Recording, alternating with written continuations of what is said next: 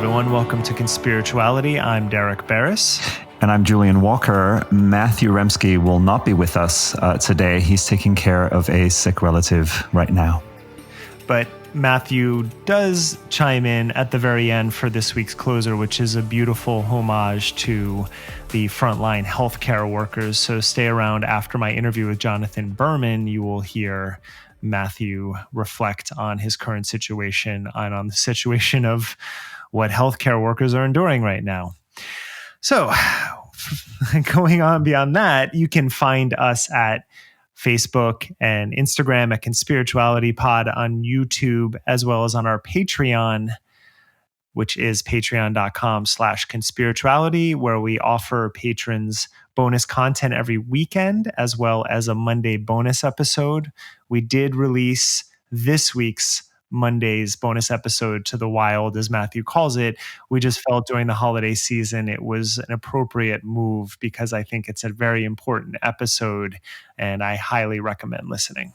Yeah, he also really brought it in terms of the content, right? It's called Solstice Light in the Man Cave, and it's a perfect one to get out there into the world right now. And considering this episode is sort of a continuation of bro science, I think he really frames that term in a way that will help you understand what we're going for with that term, as well as how we're investigating some of the statements by these bro scientists. On that note, this is episode 31, Bro Science, Anti-vaxxers. As 2 coronavirus vaccines roll out, we're being flooded with more disinformation than ever. Wellness gurus are cashing in on homemade natural remedies by spreading unjustified fears about these vaccines and vaccines in general.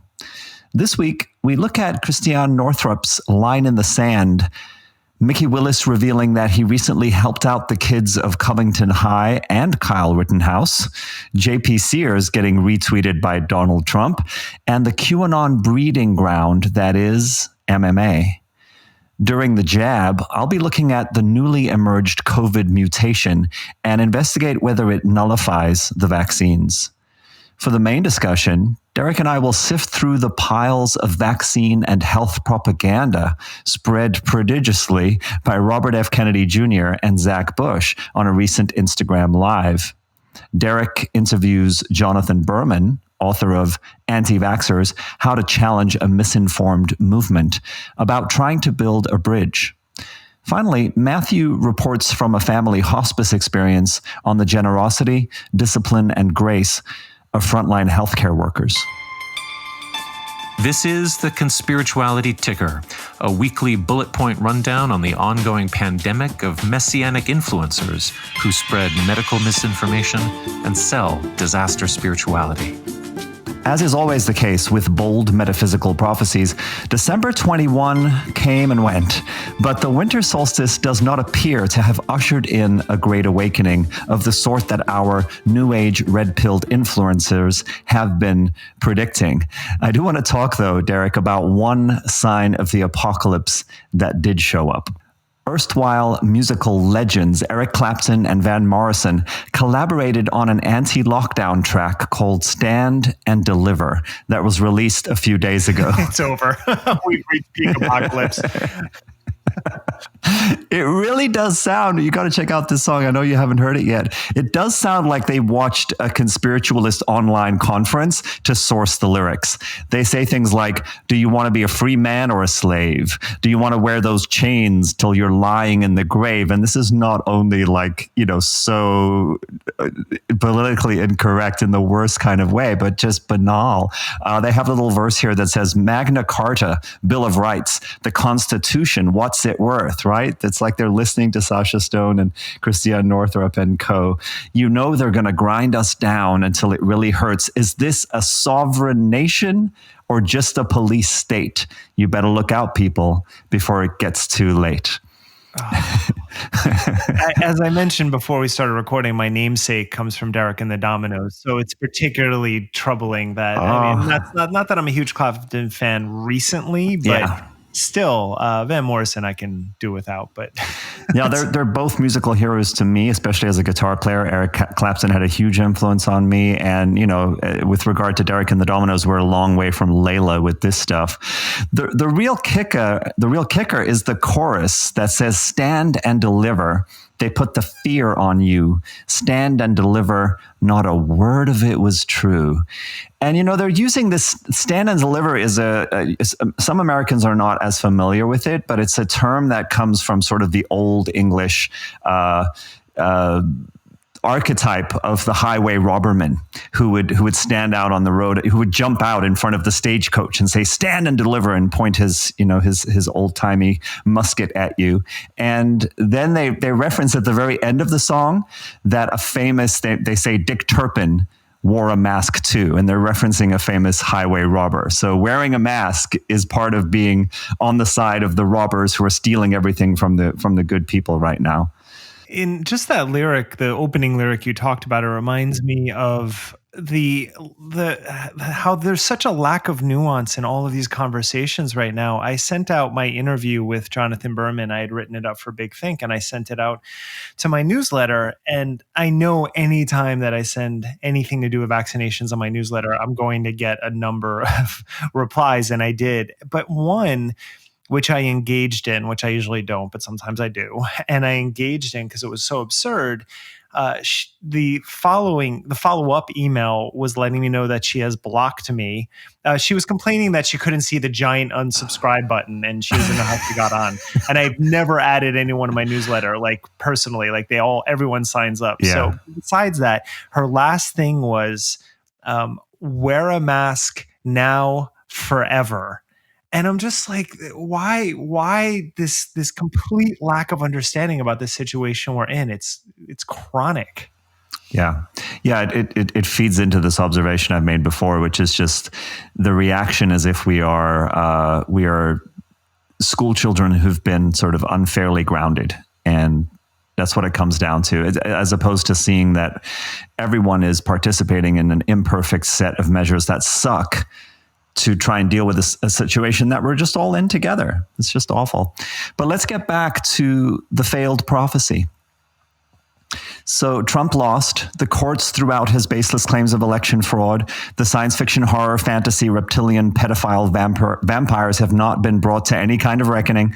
The pandemic has not been exposed as a hoax or a psyop, but the very real death count has continued to multiply. Now we have a vaccine, and it seems highly effective and safe so far. So this is all stuff we're familiar with. I made a couple long social posts about this and wondered out loud if any of the people we cover might be ready to walk some things back, to admit they were wrong, to have the spiritual integrity, the moral courage, the human decency to apologize to their hundreds of thousands of followers for having been duped and having led them into a very dark fever dream that did not turn out to have any basis in reality.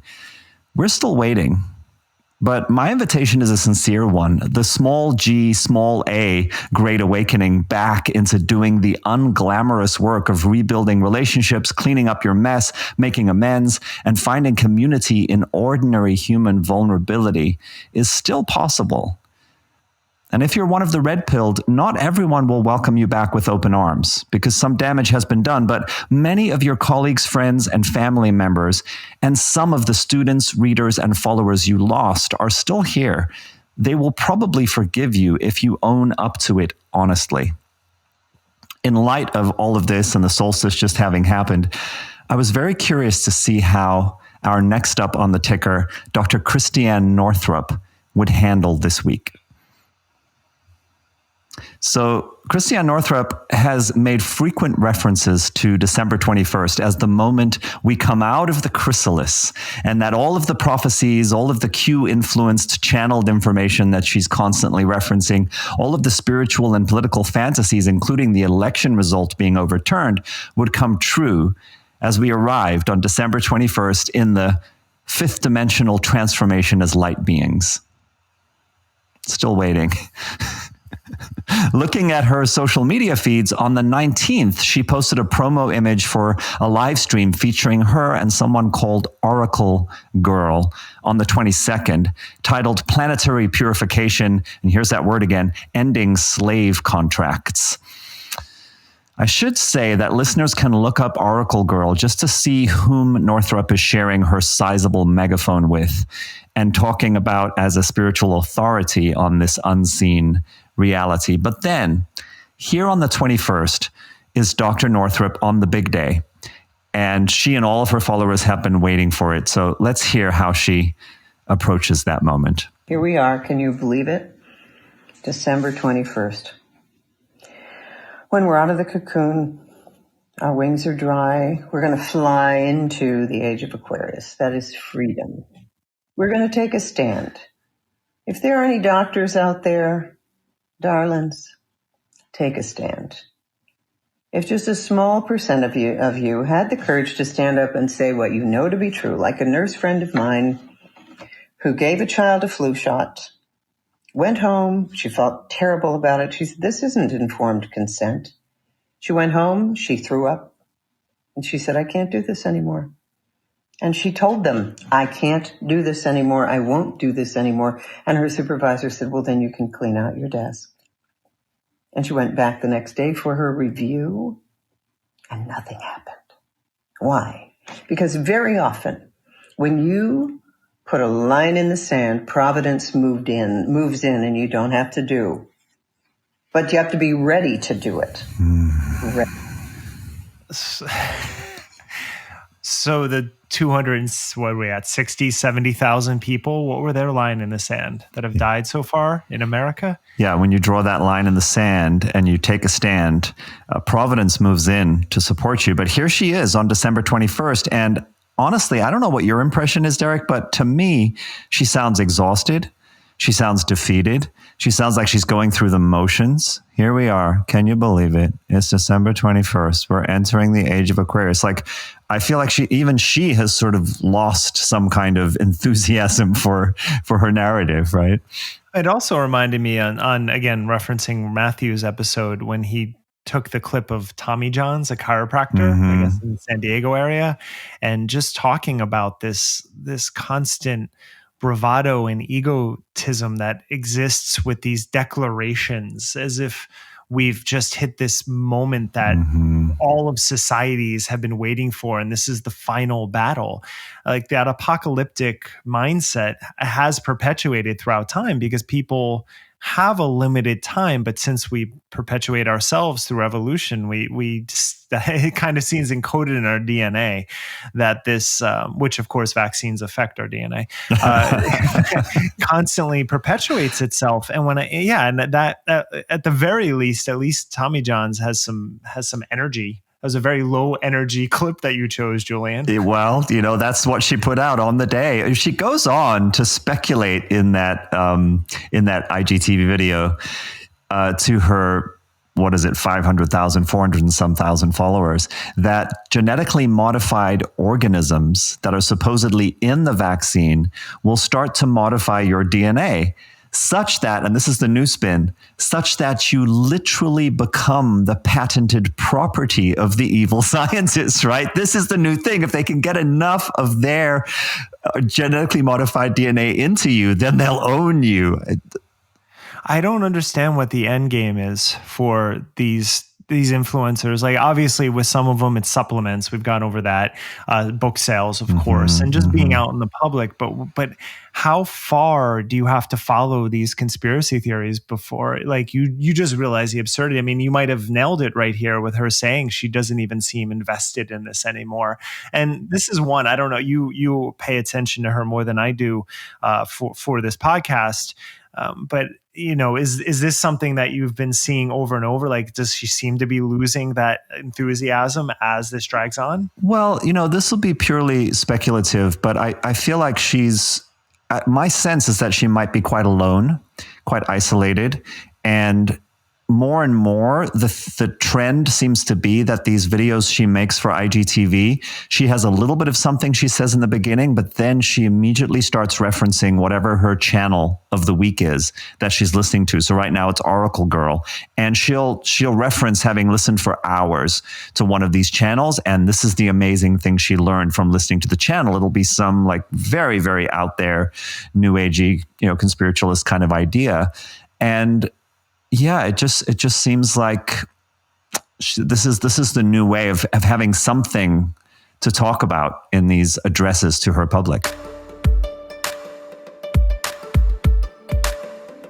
So next up in the ticker, we have JP Sears. Now, even if some influencers like Dr. Northrup seem to be having an anticlimactic holiday season, new father and perennial grifter JP Sears seems to have had his climactic moment in the wintry sun. The Mac Daddy trickster lightworker savior, known to the world as Donald J. Trump, retweeted a video of Sears's that looks almost about as panderingly teed up for the possibility of getting retweeted by Trump as one could imagine. It features Sears direct to camera explaining in an intended parody of totalitarian state media that Communist Guideline number 5, kind of random, instructs us to ignore any information published by enemies of the people before the censors have erased it or the fact checkers have had a chance to tell you not to believe your own eyes, because you're crazy. You're right in the sense that video is unlike anything he has ever done. The red floodlights behind him, the way it's shot, everything about it. And I always try to find a balance, like either when I'm listening to or Matthew speaking or my own thought patterns, of not getting sucked in by my own thoughts and trying not to perpetuate any sort of propaganda, and understanding that people have different intentions, but seeing that, just isolating that and seeing that, knowing it's not like anything else. When I watched it, I could not help but think that was made to try to get a Trump retweet, or at least get into the GOP in some capacity.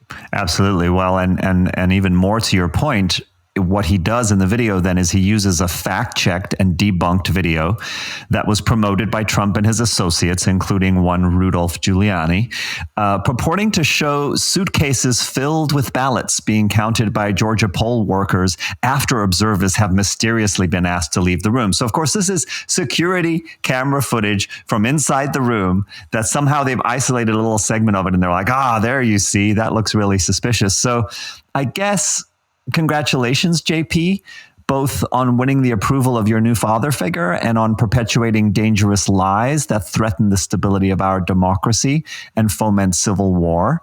I guess his following does keep growing.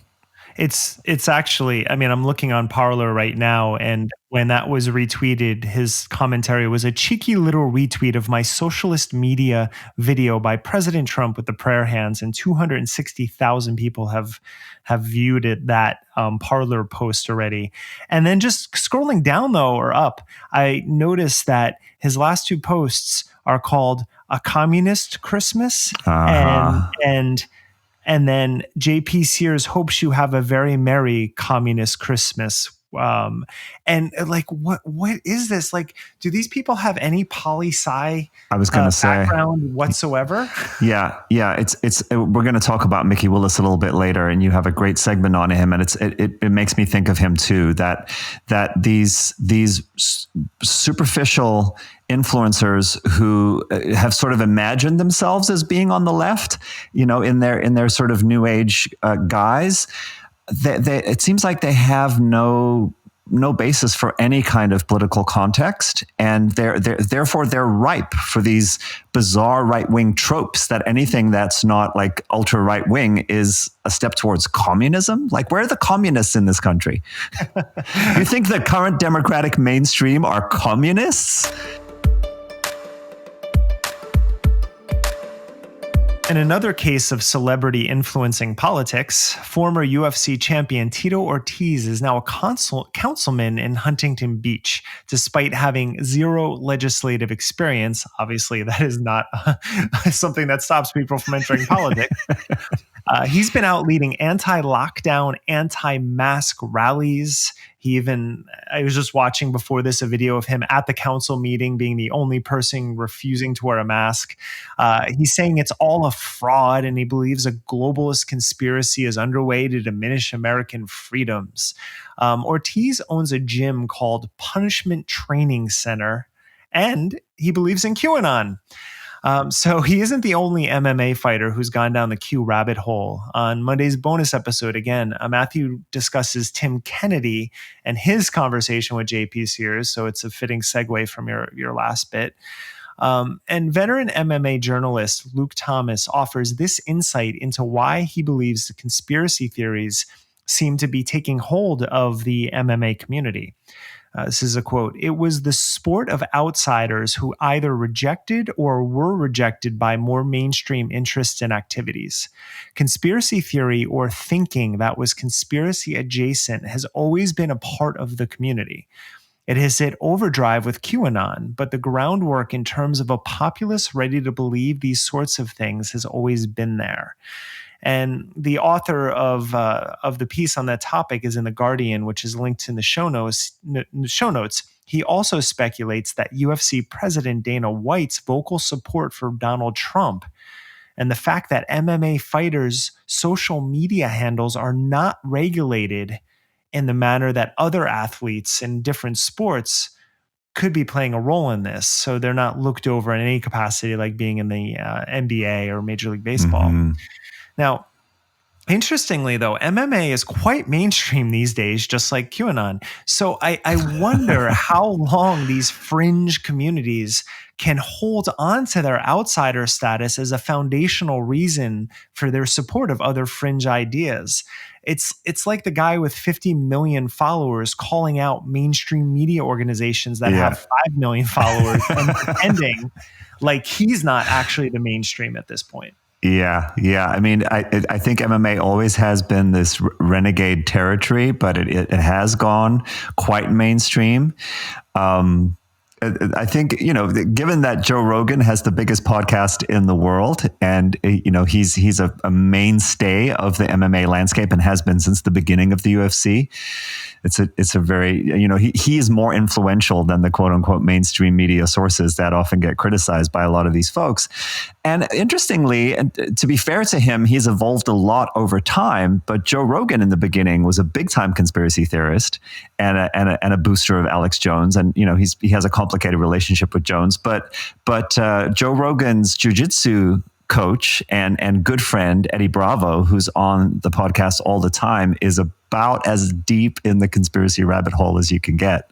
One thing I want to point out with, the three of us all have different backgrounds and different educations. And Matthew made a comment about MMA that I just wanted to clarify something on, because MMA in its origins was ideally going to be something that was about camaraderie and just understanding what the best martial art is. Yeah.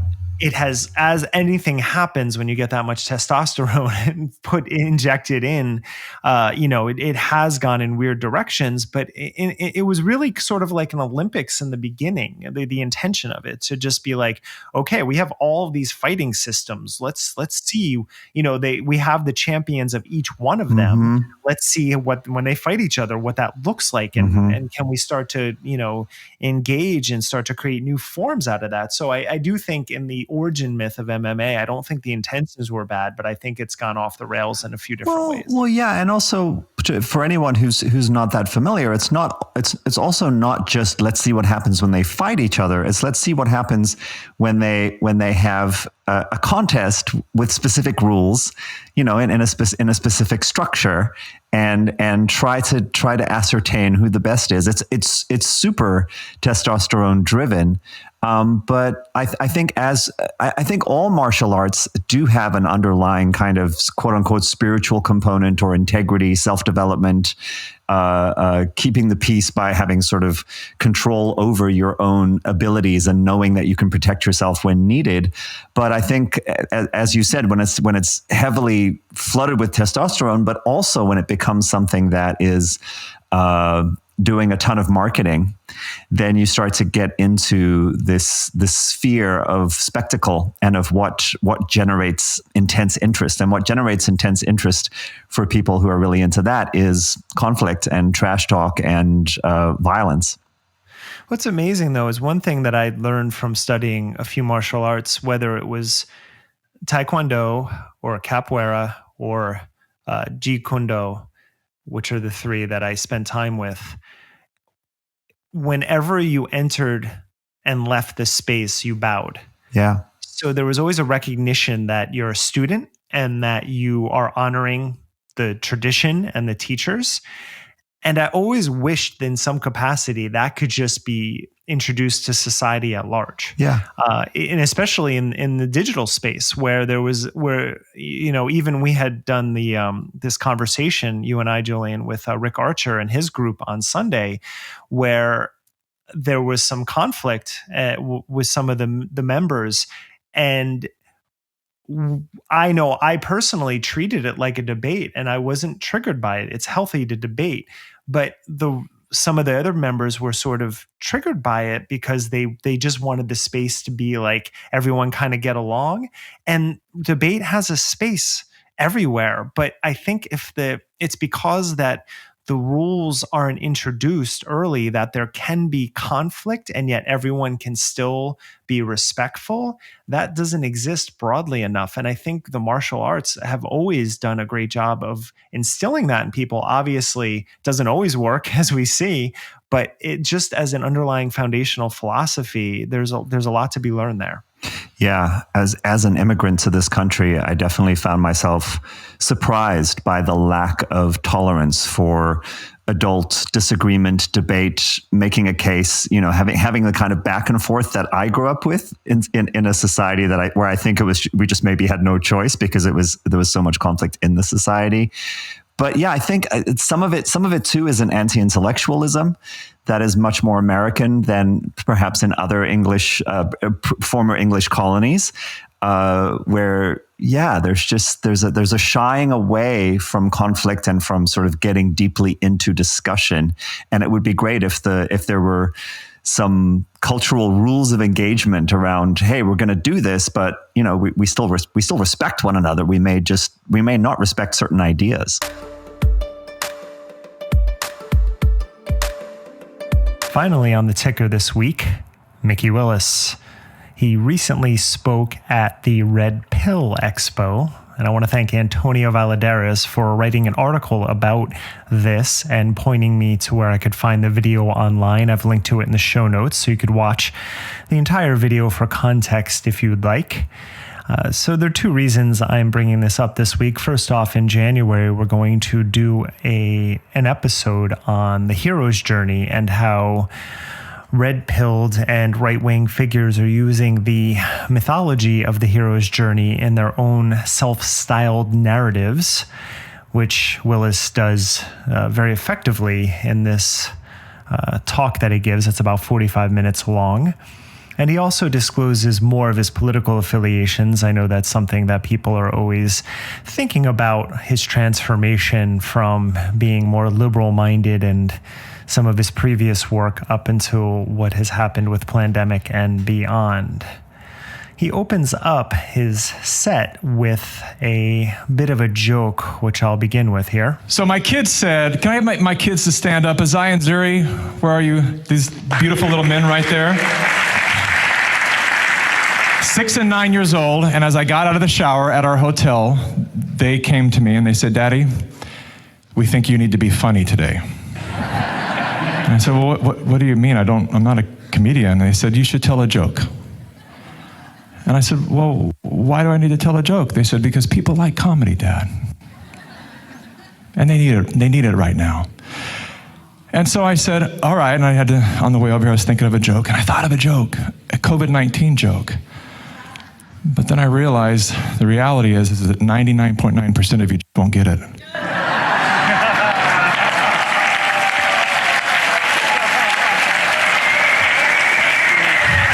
Okay, I got thumbs up.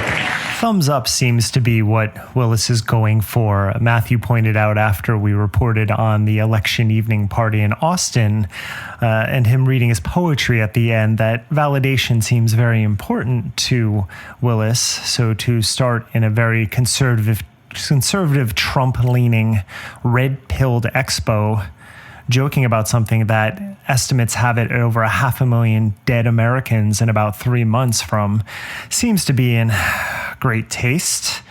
But the entire speech is about his journey from left-wing activism to being a Republican activist. Of course, like with religions, there's a rupture in the Republican Party right now, so identifying what sort of conservative he's aspiring to at this moment is difficult. But perhaps with some of the forthcoming samples of audio I'm going to play, you can discern that for yourself. And I would like to say right now to all the Republicans in the room, I'm sorry.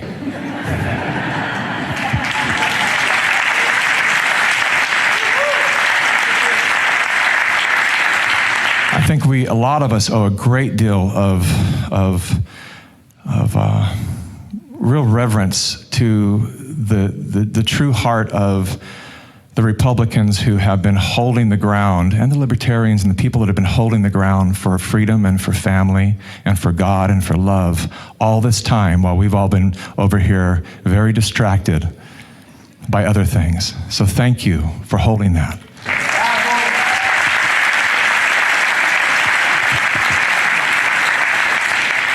Distracted? Distracted by what? Well, of course, he's going to divulge that information. Again, the whole context is framed by his hero's journey from that left-wing activist, which he gets into a little bit more right here. So I went on to become an activist, a left-leaning, far left, I would even say, activist.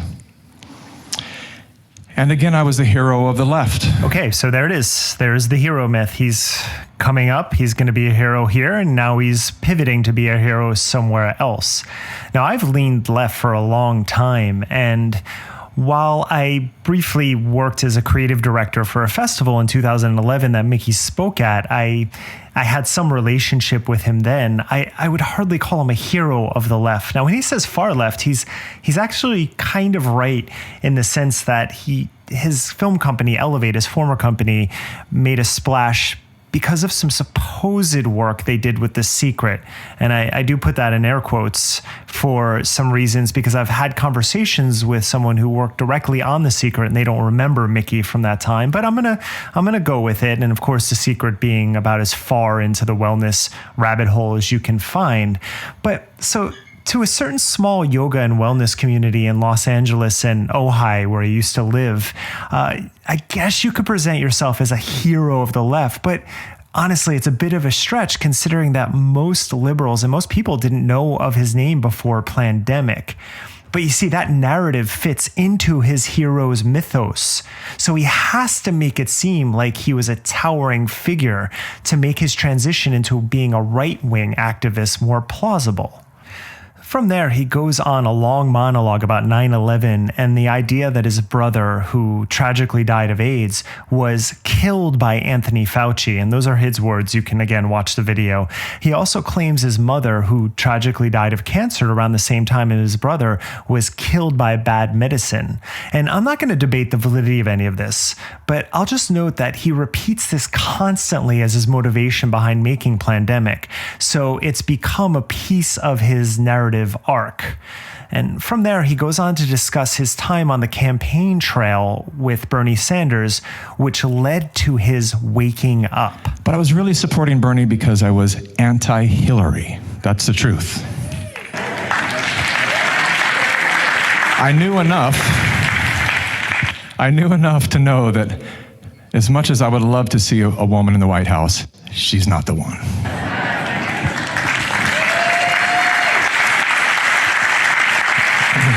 So again, think of the crowd you're speaking in front of. 4 years later, Hillary jokes are still working with them.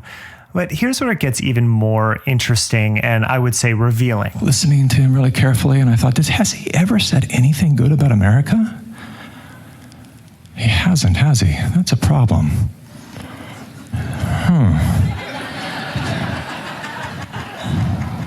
How's he going to lead this country if he hates it? That's interesting. Oh, really? Bernie hates America? And at a time when we have 3 people in this country owning more wealth than the bottom half of America, while 500,000 people are sleeping out on the streets today, we think it is time for change, real change. And by that I mean that health care, in my view, is a human right. I believe that education is the future for this country. And that is why I believe that we must make public colleges and universities tuition free and eliminate student debt. Wow, universal health care and eliminating student debt. That's some serious hatred for Americans there, especially given our problems with capitalism because it's working so well. Now, post Bernie, he has another revelation while he says he works with some indigenous communities. So he goes through a list of the Native Americans he has worked with, but then something odd happened on the way to the Dakota pipeline. I'm sure you remember this infamous pipeline, which was planned to run through or near a number of Native American reservations. And the protests were about those tribes, but it was really about the continued exploitation of indigenous communities. Listen to how Mikki spins it to make it feel like it's an attack on white people. I learned that 18 million people downstream drink the same water, and they all cared about this pipeline. And this narrative that had been created to demonize the white people was media's doing, and that I was once again unwittingly serving that agenda. Okay, so you have the hero being exploited by insidious forces, check. And you have the hero waking up to go to battle those forces, which is his next pivot here. Where he goes next is Covington High School. And let's be clear, there was a problem with the knee-jerk reaction by liberals on this incident.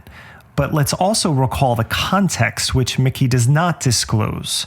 And that is a group of white high school kids wearing MAGA hats that were leaving an anti-abortion rally in DC when they walked by a group of black nationalists. And so a Native American activist, Nathan Phillips, who was there for another rally that day, he intervened to pray as he saw the tensions rising between the groups. So what Mikki's doing is say, let's forget this group of privileged white boys bust in from a private Catholic school in Kentucky to raise their voices in saying women should not have the right to do what they want with their bodies.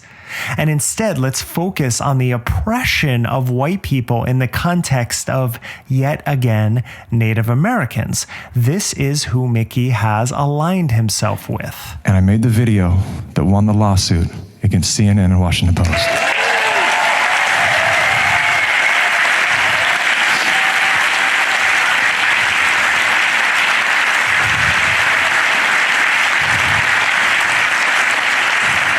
Thank you. Thank you. And I was no longer a darling of the left. Okay, so first off, 2 points of clarification. There wasn't one lawsuit against Washington Post and CNN. There were 2 lawsuits, and they weren't won, they were settled. And I know in the arc of the picture, you can say that Sandman won because he probably got some money that wasn't disclosed. So that's fine, but it doesn't fit so neatly into the narrative arc of the hero if he says, I made the video in 2 lawsuits that helped a kid settle out of court. But that's a technique he uses often, and it's a necessary technique for him. Finally, he reveals some information for the first time ever at the Red Pill Expo. There's a video online right now of Kyle Rittenhouse. We made that.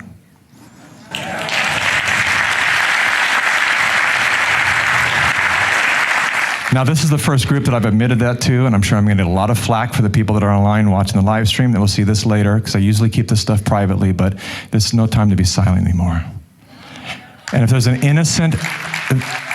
innocent citizen in this country, and I don't care what gender, what color, none of that motivates. It's about truth and truth only.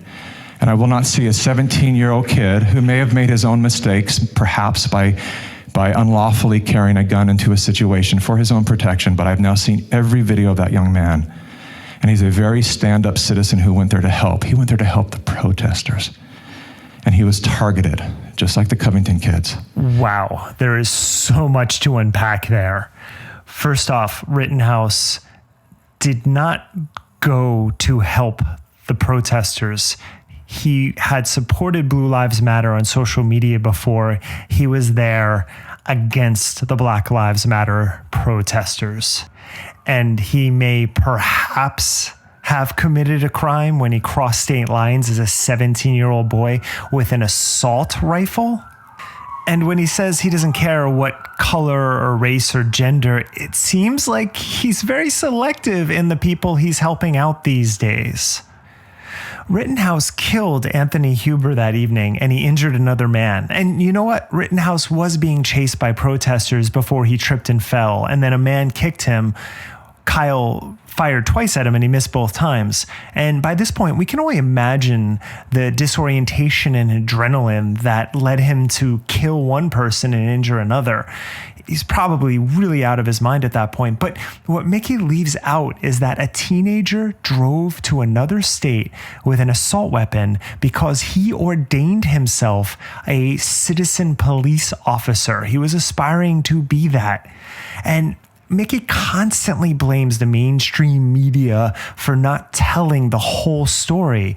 But as his entire speech at the Red Pill Expo shows, he's extremely selective in his own narratives as well. And it just so happens that his narratives that he chooses to tell makes him the hero of every story. Okay, so my first observation is that Willis is great at working the crowd, but his political stance it's empty of content. What I mean by that is he gets to the standard confusion about patriotism being equated with not criticizing policies that are hurting most Americans. But then he also makes the banal all lives matter style observation about white people also caring about their drinking water, not just the natives. To me, this is more of the same superficial environmental posturing he did in the past. It's the same type of superficial spiritual posturing he was involved with when he was moving in agape circles. I did know him then, but I didn't know him well enough. But everything about the talk, and I watched the entire thing against my better judgment. And it's just, again, we try not to necessarily play armchair psychologists here. Yeah. But you watch these things, and part of our role is observation. First off, he contradicts himself constantly, but that's sort of par for the course. But I really can't help but feel like, and that's why I think we've kind of locked in on him and JP Sears, that as their star has grown, they're just looking for entry points. Like even that opening COVID joke. Oh my God.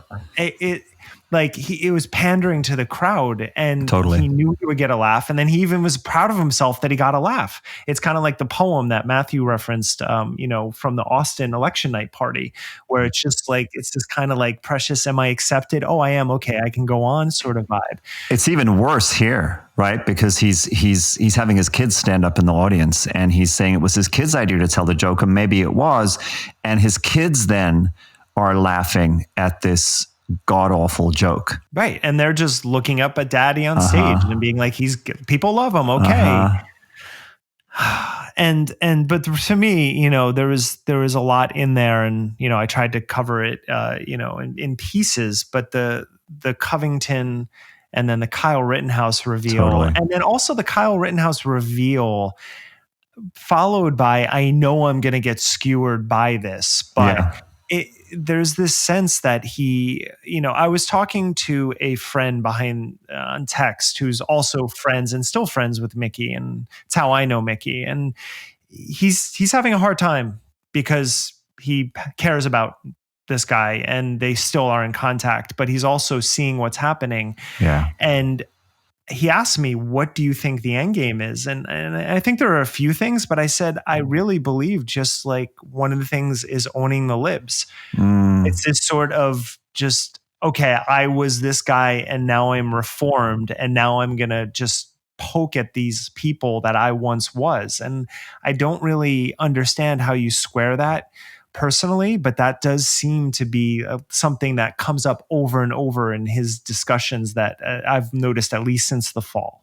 Well, with any of these people, and I think it's perhaps even more so the case with Willis, you look at it and go, the types of pivots that you're doing over the course of your hero's journey all really seem to be driven by how do I stay in the spotlight more than anything else. You know, my sense, I don't know him well either, but my sense is that he was quite involved with Agape. He actually did direct a film in 2009 called Spiritual Liberation. That was sort of a idealizing propaganda piece about Michael Beckwith, who is a big figure in Santa Monica in terms of the New Age community. I cannot stand the guy. He was very heavily involved with The Secret, and I know you mentioned in what you were just saying that Willis sort of claims to have been part of The Secret, but may not have been. Yeah. So when Plandemic came out, I had written an article for Big Think that got a lot of traction because it was kind of one of the first takedowns of it, just because I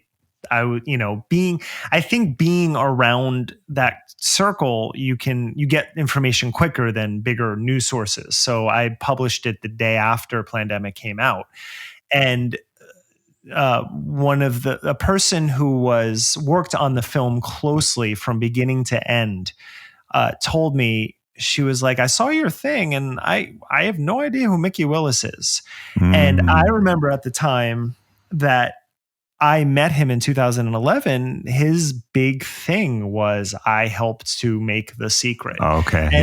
And you know what? I don't know. And again, Sure. I can't, I'm just telling you what I've experienced, but what I've found out from talking to people since the time of Plandemic is he does seem to have an overinflated sense of what he's accomplished. I even mentioned that when he's like, I was a hero of the left. Yeah, and I'm like, people outside of the west side of Los Angeles didn't know you. Like, totally. Yeah. And I wanted to comment on that too. I mean, he says that he was a darling of the left, but I don't think so. I think, again, this is part of this lack of any kind of poli-sci background, as you named it, right? Privileged LA New Age circles are not far left. You know, these are establishment Democrats who happen to have delusional spiritual beliefs. But, you know, going deeper and deeper into delusional spiritual beliefs does not indicate going further and further left. In fact, those spiritual beliefs are usually, as we've covered many times on this podcast, super libertarian, super privileged, very much about like, how do I figure out how to use my spiritual power of intention to manifest a red sports car, to manifest a model who's had a lot of Botox, right? Like it's very superficial, materialist spirituality, and that's about as far from being actual left wing as you can be. I definitely felt that the yoga community was much more liberal in New York City, where I trained and grew up. And I grew up in New Jersey, but my yoga practice began in New York. And not that there's any perfect place, but I do remember moving to Los Angeles and knowing this as the epicenter of yoga in America and yoga in the world in some capacity. I mean, in terms of the marketing of it and how it got out in the 1980s and beyond. You grow up with this idea of like, well, that's the place where you'll really get into a practice, and coming here and just being really just kind of surprised. And there are fantastic teachers here and there are wonderful studios, but the whole mystique of it was definitely, I had my eyes open to what it really was. And you nailed it when the manifestation of what can I get is very much an underlying theme here. Yeah. And the lack of political depth, I think, is exemplified by, I was following Bernie just because I didn't like Hillary. And of course that gets big applause lines, as you noticed. But then I realized Bernie hates America. Has he ever said anything good about America? So if and as you pointed out with the clip that you then shared, right? If he's actively talking about policies that are harming Americans and wanting to change that and talking about problems with American government, that somehow equates to hating America. That's about as low on the sort of totem pole of conservative talking points as you get. The same with Kyle Rittenhouse, kind of turning him into some kind of heroic, innocent figure. And the same with the Dakota pipeline stuff, that somehow there's and he does it in this breathless way. He's really good at working the crowd. He does this whole, I realized I was serving the same narrative that made white people bad. Oh my God. Like this is his sort of, profound, deep realization that because there are white people downstream who also care about their drinking water, the legacy of these native people just continuously being given the wrong end of the stick is somehow just a narrative of the far left. It's bullshit. This is a very clip-heavy episode. I know that, but I think there's context for it, and we're trying to bring that out. But I couldn't clip everything. But two things I want to point out is that he also goes on to say that Bernie supporters all hate America. And then before that, talking about the Dakota pipeline, he set up the Dakota pipeline story by talking about all the work he was doing in the indigenous communities. Yeah. So there's always this, there's this thing, he talks about that viral video of his son and the doll that, kind of was probably his biggest moment up until now. And he goes on to pivot and saying but the left thought that meant I was a transgender advocate, and I'm not. I never said that. And so he always has to qualify everything, and that's what I've noticed. I'm not this. But, and then he goes on to basically disqualify himself for what he just said. And the indigenous community one was the big one in this talk. Well, it's interesting too. I had forgotten about that particular moment and him playing that video, but he's whichever stage he's on, he's using his kids as props for whatever half-baked, pandering he's doing. And there's something really sad to me about that. The Jab, our weekly segment on the crucial COVID vaccine and the misinformation conspiritualists love to spread about it. With our whole episode this week being very vaccine focused, I wanted to just mention one big news item, which most of you are probably aware of. It's that the COVID mutation now seems to be accounting for a high percentage of new cases in the UK as well as in South Africa. Now, as with sensationalist reporting about allergic reactions or side effects, it's easy to form a pretty gloomy impression of what each new development means. Don't get me wrong, this is important news and it's something that scientists are paying close attention to, but it's also to be expected. This is just what viruses do. They adapt and evolve via mutation. Thousands of smaller mutations had already been tracked so far during the pandemic. Some experts speculate that this particular strain may be more easily transmissible. But others say not so fast. The wave we're seeing right now may not reflect greater transmissibility, but rather the behavior of populations, either coming out of lockdown before we went back in, or just ignoring quarantine measures altogether a couple months ago. So that part is still wait and see. Obviously, if it's much more easily transmitted, that's not a good development. But the really important thing I want to get to is that for the layperson, like myself, the immediate concern is, oh no, does this mean that the vaccines are now going to be ineffective or already obsolete? And that's not the case. A virus would need a period of years, not mere months, to mutate enough to be able to sidestep a current vaccine. Quoted on December 20th in the New York Times, evolutionary biologist and medical researcher Dr. Jesse Bloom said, "No one should worry that there's going to be a single catastrophic mutation that suddenly renders all immunity, all antibodies useless."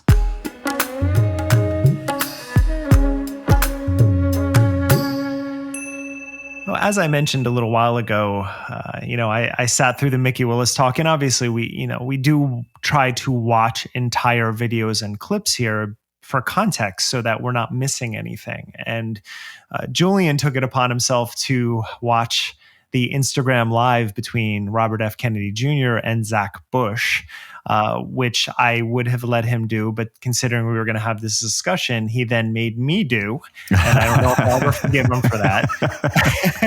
But I actually want to start off. And again, this is something we've dealt with since the inception of this podcast, which is this idea that it's everything is either or. We've been criticized for thinking that there's no such thing as a conspiracy theory, which is absurd. We've already talked about that numerous times. And I actually want to start this before we get into this talk, and we're going to play a few clips and discuss about things that I agreed from that conversation. And the biggest one is that the environment plays a much greater role in our health than we give it credit for. I've argued this for a long time. Medicine should incorporate more knowledge about the environment. Two studies that I think of are the fact that there was one done in a hospital, and half of the rooms faced the forest and half faced a brick wall. And they found that on average, people who were recovering from similar surgeries left the hospital a day earlier when their window faced the forest instead of a wall. Another one from the 1970s, which is fascinating, is that researchers looked at a building in northern Manhattan, and they studied children on the second floor and children on something like the 30th floor. And they're all from the same socioeconomic class. And they found out that the children on the second floor did much worse in school because of all the street noise, whereas the children on the higher floors didn't have all that noise, and so they could concentrate better. Yeah. So a study just came out last week that there is now more man-made stuff on Earth by weight than what nature produces. So these are all serious problems. And I also agree, and Robert F. Kennedy goes on to this a lot, and as does Bush, that we don't pay enough attention to chemistry. For example, with the pandemic, I stopped using soap. I haven't bathed with soap except for my hands, and then, as it's put, the pits and bits sometimes. But that's from James Hamlin's book, Clean. Soap, humans survived for a long time without it. It was mostly a marketing tool because you're actually buying scent, texture, and packaging. I remember I used to work with a variety of companies, and David Bronner once was talking to me about how, like, most companies that make soap, they don't even actually make soap. It's just all of these chemicals that smell good and make you feel like you're doing lather something. Up. And soap kills bacteria that we need. And so our skin has a microbiome. Yeah. And when we're constantly scrubbing that microbiome on our skin, we're negatively impacting our immune systems. I also, talking about environmental mismatches, I stopped using deodorant in the pandemic because I've lived in cities for my entire adult life, and why am I trying to smell like a pine forest?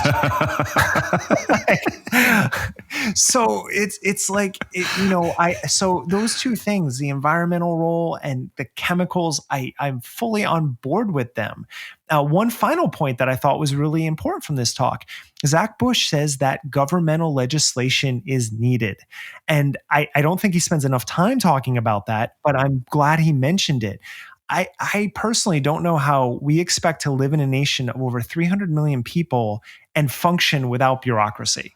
Yeah. So I know we're sometimes criticized for being shills for an agency or organization, but I don't care. First of all, none of that's true. Our only means support is, Patreon, and we appreciate that. And it's just for our time we put in. But I'm personally glad that public servants are out there doing the work that I don't have the time or patience to do. I'm going through something with DMV right now that's blowing my mind, and I'm losing my patience. But you know what? We need these structures. So this idea that all government is absurd, and I'm glad Zach actually recognizes that when he says these things. Well, let me say two things in response to that before you roll the clip. One is that, I'm glad that Zach mentions that too. And we need the structure of governmental oversight in responsible ways by qualified people who know what the hell they're doing. Very, very, very much so. There is a moment that we don't have clips on in the talk, in the discussion, where Zach talks about I think he's going to Congress. he's going to some kind of legislative body, and he and a group of his friends all bring their studies to try and show, I believe it's the problems with glyphosate in terms of people's health and well-being.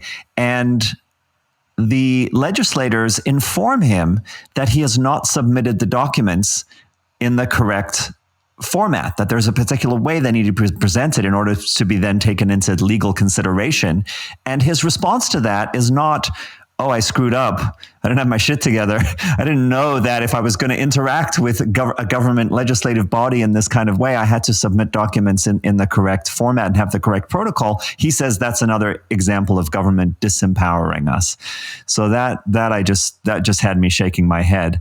But the other thing I wanted to say is that, yeah, people come at us with this stuff all the time. And I think it's really important just to put a pin in this observation that what makes a conspiracy theory is not that it's all false. It's that it is taking a bunch of observations that are true and then distorting them, misinterpreting them, linking them to one another in ways that actually don't add up. And that's always the problem, is people will come at you and say, well, what about this?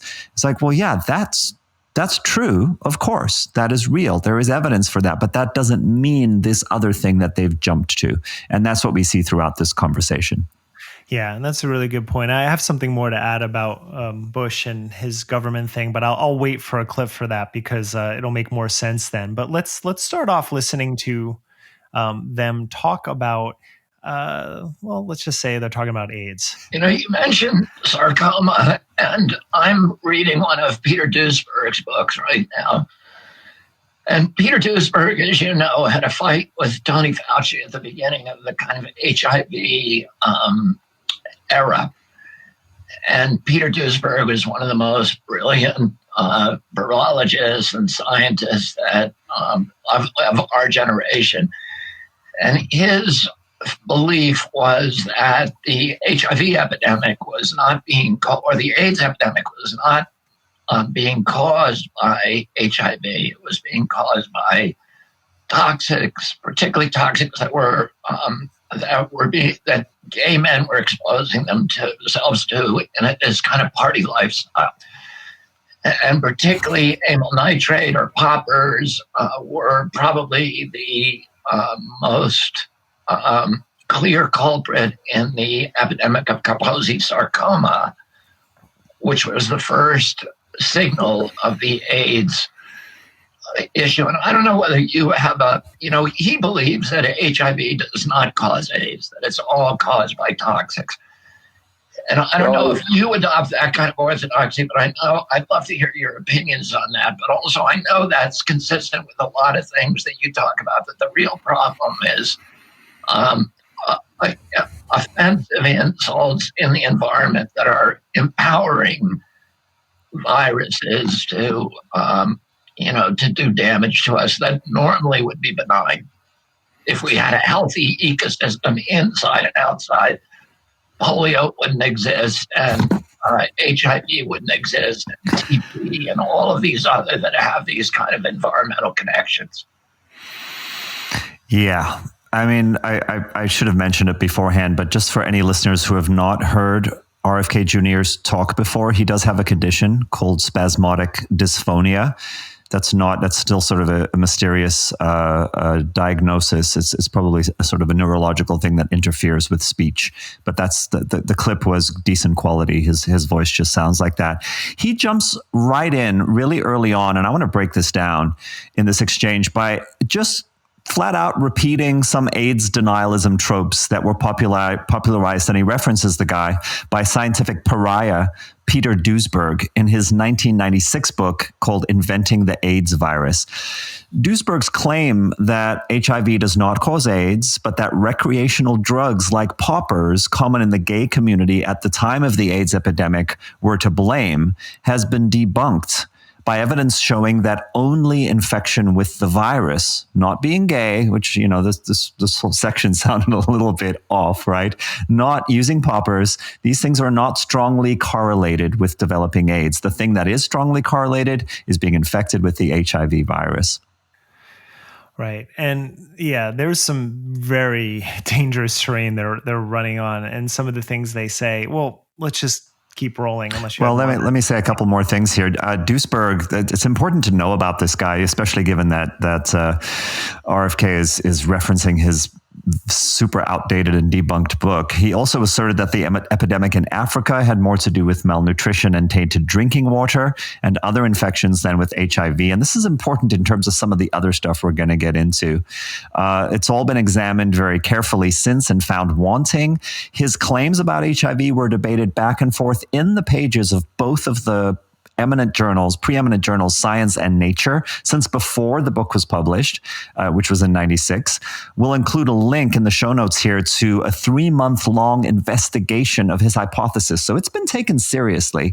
That gradually led to him no longer being published in those esteemed journals. There was a 2009 book on the human cost of AIDS conspiracy theories, which identified Duisberg as the individual who has done the most damage in terms of perpetuating AIDS denialism because of the weight of his medical credentials and his legitimate acclaim as a cancer researcher. But, RFK just read this outdated and thoroughly discredited book, so why not bring it up to the 135,000 people watching this live stream and later replays? It's just... So let's go into a little bit of Zach now talking about germ theory before we get back into AIDS. So the science of the last 20 years has exploded the previous paradigm. And the previous paradigm was one of an adaptive immune system belief, is that humans are in conflict with the microbiome and the virome all the time, and we're always vulnerable to attack from viruses.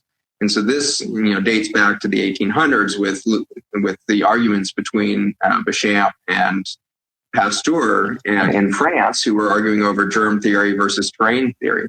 And what Béchamp was recognizing is he was watching twins of identical genetics be exposed to different environments and end up with completely different diseases. And so his argument was, it's not so much that it's like the genetic predisposition of the individual or some attacking marauder. It's what is the condition and terrain within that specific human being when you put them in a greater macro environment. So he was recognizing changes in vulnerability based on our macro environment and resilience against disease if we were in a healthy environment. So he was the first to really put together, long before we had the words genetics, microbiome, bacteria even, he had already put together that there's the human body was reflecting this greater ecosystem around us, and vulnerabilities here within the body were actually just symptomatic of our disconnect from a greater ecosystem around us. So brilliant science. And that academic argument was supported by, hundreds of academicians on both sides of the discussion for over 30 years as that raged. And then with the advent of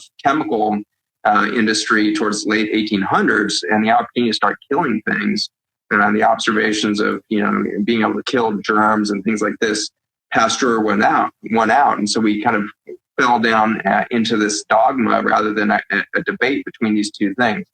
Now you speed up 120 years later and you find out, shoot, we should have kept that debate going, because in fact, both sides have some truth, right? There are viruses and bacteria that can function as pathogens when the environment and ecosystem is perturbed.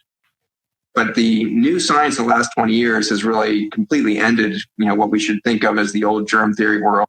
You shared a link in the show notes by Sean Carroll. And what I loved in Scientific American, what I loved about that article was how he relates conspiracy theorists with creationists. Mm-hmm. And it's actually something I've done for a long time, and seeing that and the way he laid it out, I was so happy to see that. And what creation theorists did was they created a debate that there were both sides. Is it evolutionary biology or is it creationism? And the funny thing is that is what Zach is doing right here, because he's saying, Beauchamp, there's still this argument. And no, there's not. There's not. Pasteur run out because his science was sound. And terrain theory, again, this is why I opened with the segment that I did, because we do need to pay more attention to environmental influence on our health. I absolutely agree with that. Of course. But to say that germ theory is false, it's so patently absurd that I hear it and I don't. The more I research it and Beauchamp and what they believe, the more I'm just blown away that people are taking this seriously right now. Yeah, that debate somehow still needs to be continued. I mean, really, it's the same structure as what the quantum charlatans do, right? We're going to talk about some idealized time in the past where we had access to special wisdom and being in touch with nature or being in touch with the mystical truth of the universe. And then we're going to talk about science as sort of taking us away from that through some set of mistakes, even though those set of quote unquote mistakes have led to, all of the great advances of medical science, including vaccines and antiseptics and hand washing and antibiotics, right? All the things that have extended human lifespan and reduced the effects of horrible, horrible diseases. There was a wrong move back there. And now there's a new paradigm. And the new paradigm is showing that what we thought back in the day was actually true. And, this is this debate from, the 1860s between Antoine Béchamp and Louis Pasteur. It's long been settled. Antoine Béchamp, who, by the way, also rejected cell theory. He not only rejected germ theory, which is the basis of all modern medicine, he rejected cell theory, which is the basis of all fucking biology. But the debate it's exactly like creationists. So no, these things still, both sides have good points. Well, here's what I wanted to get to before in the intro when we were talking about government legislation. First off, it should be noticed that terrain theory advocates back in the day were responsible for creating the sanitary movement, which completely revolutionized America's public health infrastructure. So it's, again, there isn't value in understanding that our environment matters, but I've always said this. We've all always said this. When these conspiracy theories and these critics are coming up, look at what they're selling. And so if you go to the mclinic.com, which is Zach Bush's website for his clinic, I look at the list of services and I see the first two, integrative nutrition and Ayurveda. Okay, Matthew, and probably you could speak much more eloquently about Ayurveda than myself, but these are, these are sound practices in some capacities. Integrative nutrition, very important. The next down, GDV imaging. That is an electrophotonic imaging system that provides non-invasive and immediate evaluation of the human energy field using a weak electrical current applied at the fingertips. He sells hydration respiration. And then we get back to more common territory, infrared sauna. Okay, I love infrared saunas. It feels good at the very least. Integrative medicine, mobility. Then we get to phase angle measurement, which you've brought up before. Yeah. Then you get to postural alignment, which sounds kind of like chiropractic in the sense that all disease comes from a misalignment in the body. Yeah. Body talk, solid state, which is, again, this energy patterns, and sound wave therapy. And sound therapy is actually, I think, is important. But the way it's presented here, I'm just like, so all that's to say two things. So Zach calls for more governmental legislation. What if the government said it and said, let's do some studies on GDV imaging and postural alignment? Would he be so open to interfere? Or would that be interference at that point? Would that be they just don't understand? Because that's what he hints at constantly. And actually, in the first segment with Robert Kennedy talking, he's like a brilliant scientist, somebody who he agrees with and wants to put forward that idea. Mm-hmm. So anytime it's like it's this constant thing. There's this system that's against us, and everyone in it is corrupt, except for the people who we agree with. And you know what? Then we're going to talk about their credentials all day because they did this and that. Exactly. Yeah, he's a triple certified board. Whatever. All of his qualifications, all of his experience. The scientific model, of course, is completely lacking in humanity and spiritual wisdom and connection with nature. But then here's this machine that I'm going to plug into your fingertips to measure the electrical current to tell you which supplements you need to buy from me. It's yeah. Well, let's. Okay, that's my main. Okay, let's keep rolling. Let's get back to AIDS. And so, as you start to point towards something like HIV, that's very much in the old germ theory model where we thought, here's a virus that causes AIDS, and if you read in the vast majority of peer-reviewed science journals that are about to speak to anything about HIV, the first sentence or two will be, HIV is the virus that causes the syndrome AIDS. And unfortunately, that sentence never has a Not reference. true. You can never find a scientific reference for Not that true. sentence, because there's never been a scientific study that proved that giving something HIV caused AIDS. We've given it to monkeys, we've given it to mice, we've given it to humans, and it doesn't cause anything in and of itself. You actually have to put it into an organism and then destroy that organism's immune system before you start to see HIV, partner with anything else. But all of the symptoms of AIDS are not caused by HIV, which is interesting. Like you mentioned Kaposi sarcoma, or the leukemias that are common in AIDS, or the skin disorders that happen with AIDS, or the pneumonias. All of these are caused primarily by herpes viruses, not HIV at all. And so when we say HIV causes AIDS, all we can really say is there's a correlation of events that when somebody presents with this broad immune deficiency that now has an abnormal relationship to all the herpes viruses, the hepatitis viruses are commonly also, and then this HIV, they all are this new, they're symptomatic of this new imbalance rather than a pathogenic attack. He really relies on the probably correct assumption that most people listening to him have no idea what he's talking about. So if he can string together these very jargon-laden and also sometimes poetic set of assertions and just keep building and building and building, it's intriguing, right? At the very least, it's interesting, it's intriguing. He sounds like an expert.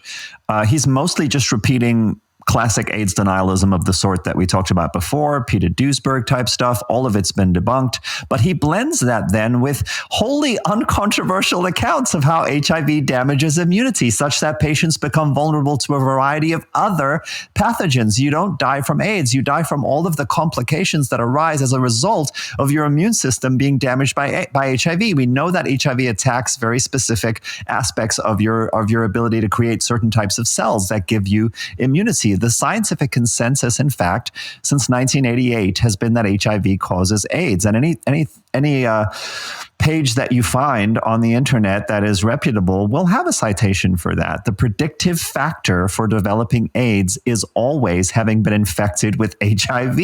People without HIV do not develop AIDS. Now, are there some complicated things in there? Sure. Does the environment matter? Sure. But look at Magic Johnson, for God's sake. This is an elite world-class athlete who developed the syndrome, and he had enough money to get the kind of treatment that kept him healthy for a long time.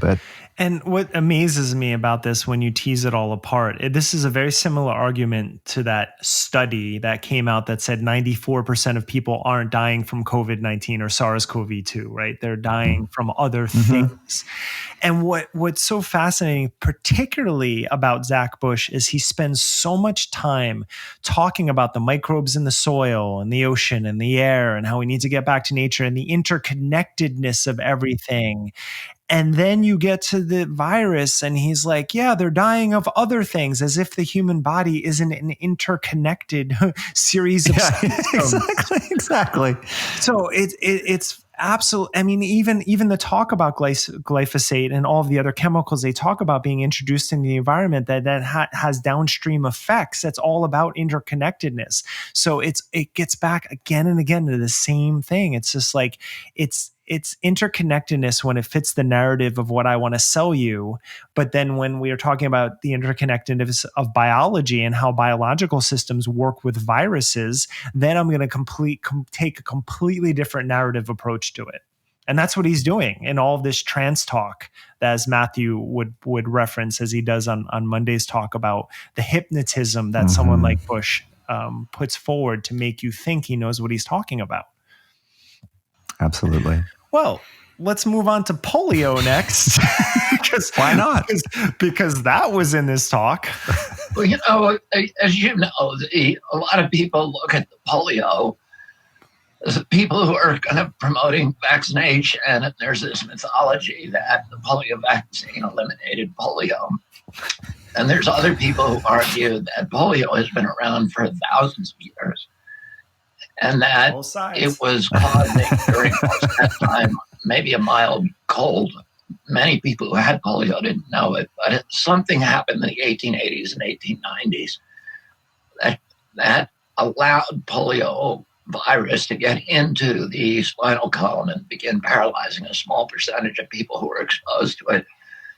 One of the hypotheses is that that was the generalized use of pesticides, particularly early on, of the arsenic and mercury-based pesticides, then later on to DDT, and that polio, wild polio, has generally disappeared on the same timeline as DDT was eliminated. For example, in our country, DDT was banned in 1973, and the last polio case occurred in 1979. And as you, again, know, polio usually affected people during the summer months, during the spraying season.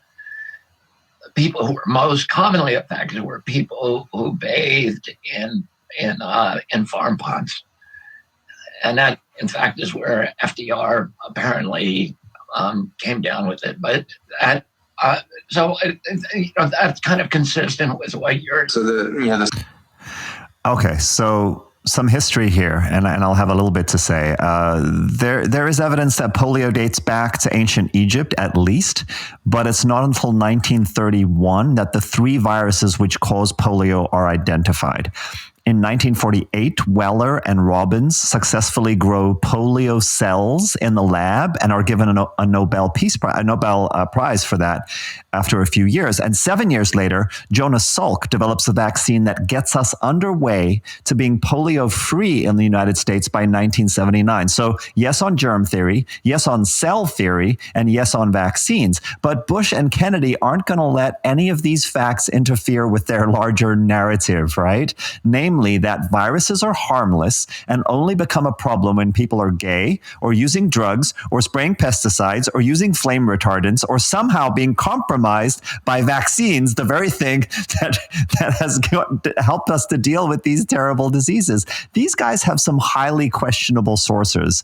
But here's what I'm able to glean, and to be somewhat fair to them, okay? Polio does seem to have existed at low levels of incidence for hundreds, perhaps thousands of years. When the larger epidemics started around 1910 in the developed world, they were usually in cities. And it was usually in the warmer months. It's not precisely known why, because we don't fucking know everything about the world all the time. That's not how science progresses.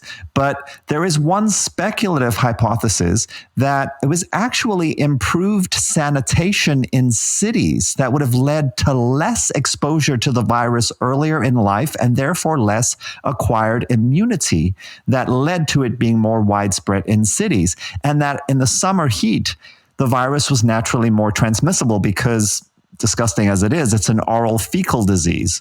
So it's transmitted by somehow ingesting fecal matter in small amounts. Flies were believed to be a vector of transmission. And so, yes, to get rid of the flies, DDT was sprayed to eradicate them. But the disease was already a problem at that point.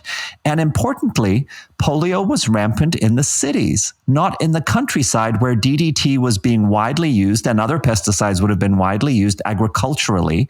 And DDT actually did lead to other problems. It's a notoriously toxic chemical. Well, I have more comments after this next clip because they talk about polio. They continue.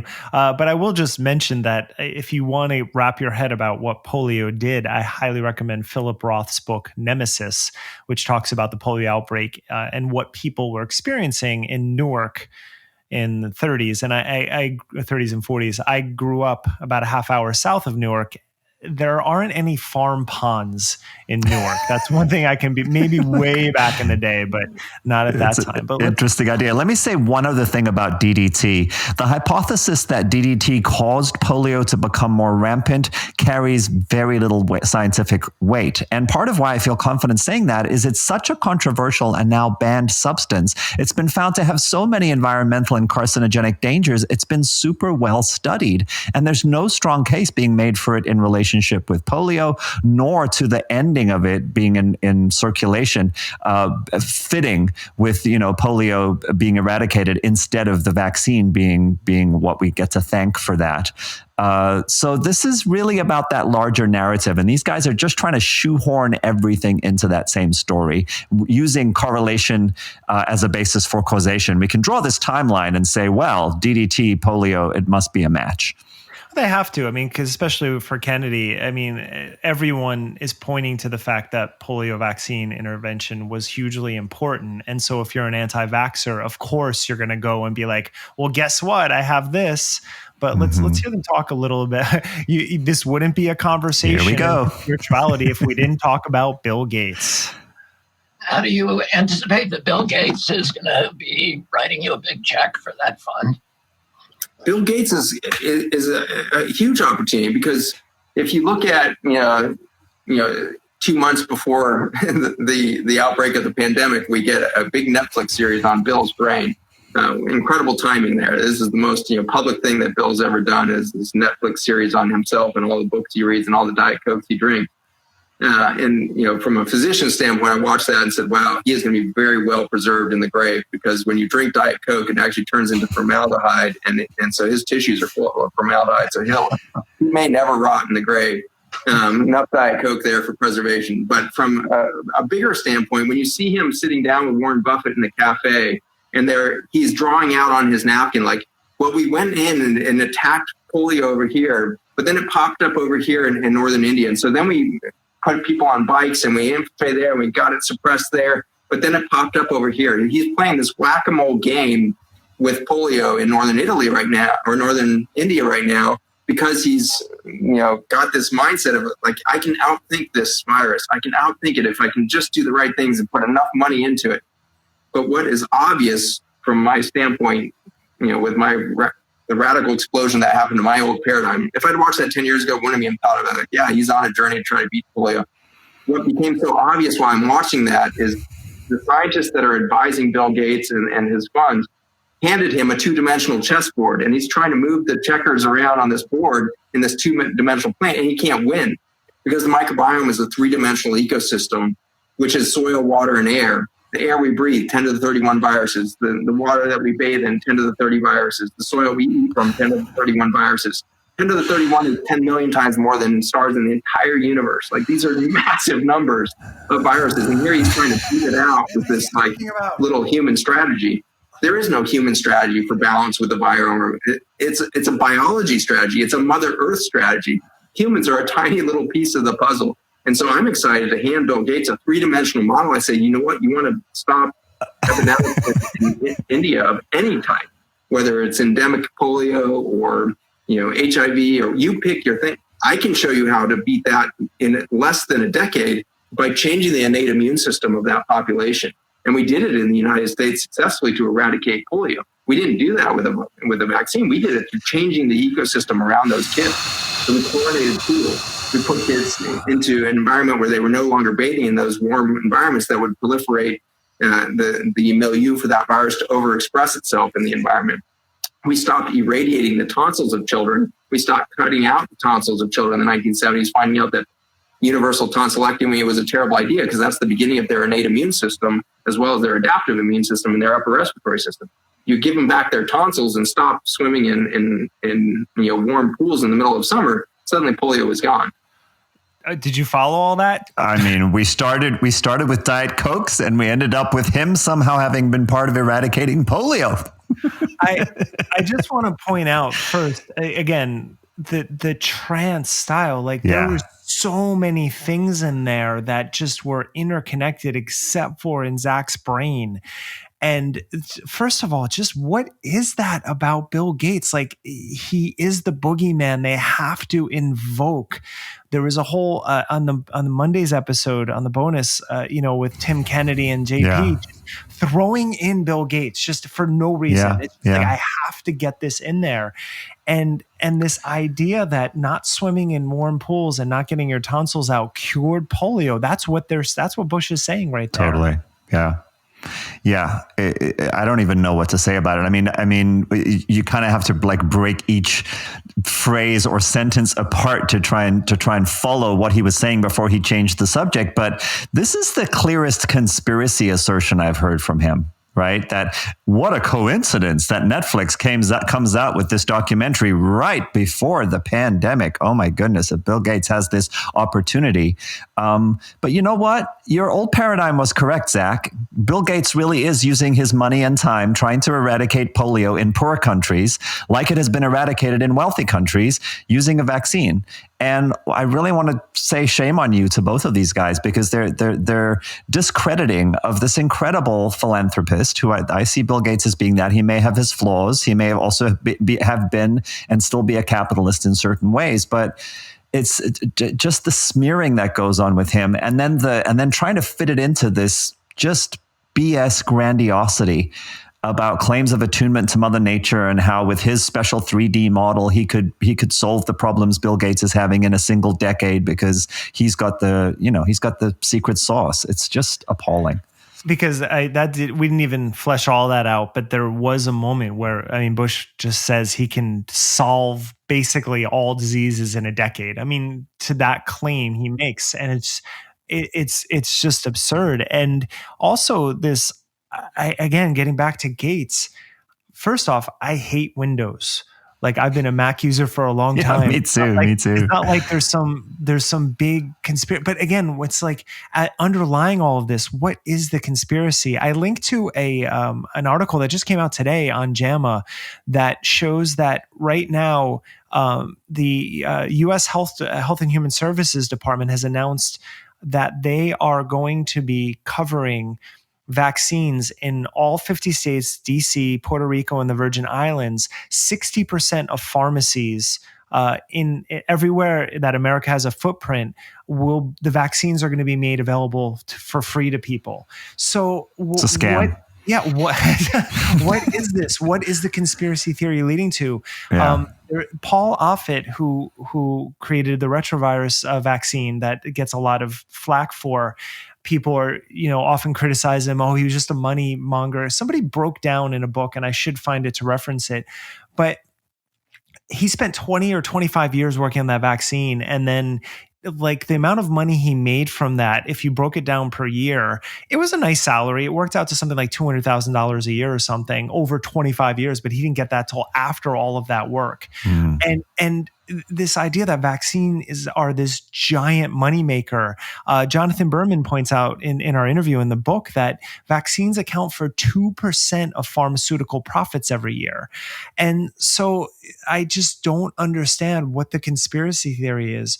Like, look at opioids, look at antidepressants. That's where the money making happens. And that's where a lot of the shadiness happens. And I'm not fully happy with the way that they've rolled out. I wrote an article about the AstraZeneca trials and how they flub them, and that there needs to be more transparency by pharmaceutical companies. But the idea that these figures, like, microchips, money over and over again. And when you get down to it, it's like they have to just put the name out there. It doesn't matter. It's just the image of the person that they're really just trying to just notice how they did it. Diet Coke. Let's focus on Bill's Diet Coke. What does that have to do with his philanthropy? Yeah, it's kind of like the Mikki Willis pandering to get the laugh, right? And it's also, Gates is like he's the conspiritualist version of George Soros. Yeah, right. Yeah, well, they're often grouped together. That's what Willis's next documentary is on. It's on Gates and Soros. Mm-hmm. Well, I want to conclude this with one more reference, because I think this trans-hypnotic talk, I think nothing in this talk was more indicative of this last section of Bush talking about Mother Nature here. So fast. Mother Nature has got her hand and arms out to us. She wants to welcome us back into a thriving state as a species within her womb again. We don't need to solve the problem. She already has the solutions. We need to stop our banging our head against her and realize that we are from nature, not against nature. We are the result of the microbiome. We are not against the microbiome. We are literally the adaptive experience of the virome itself. We would not be human. We, in fact, could not have mammals without the intelligence of the virome having built our genome. Our genome is the result of a direct insert of viral data.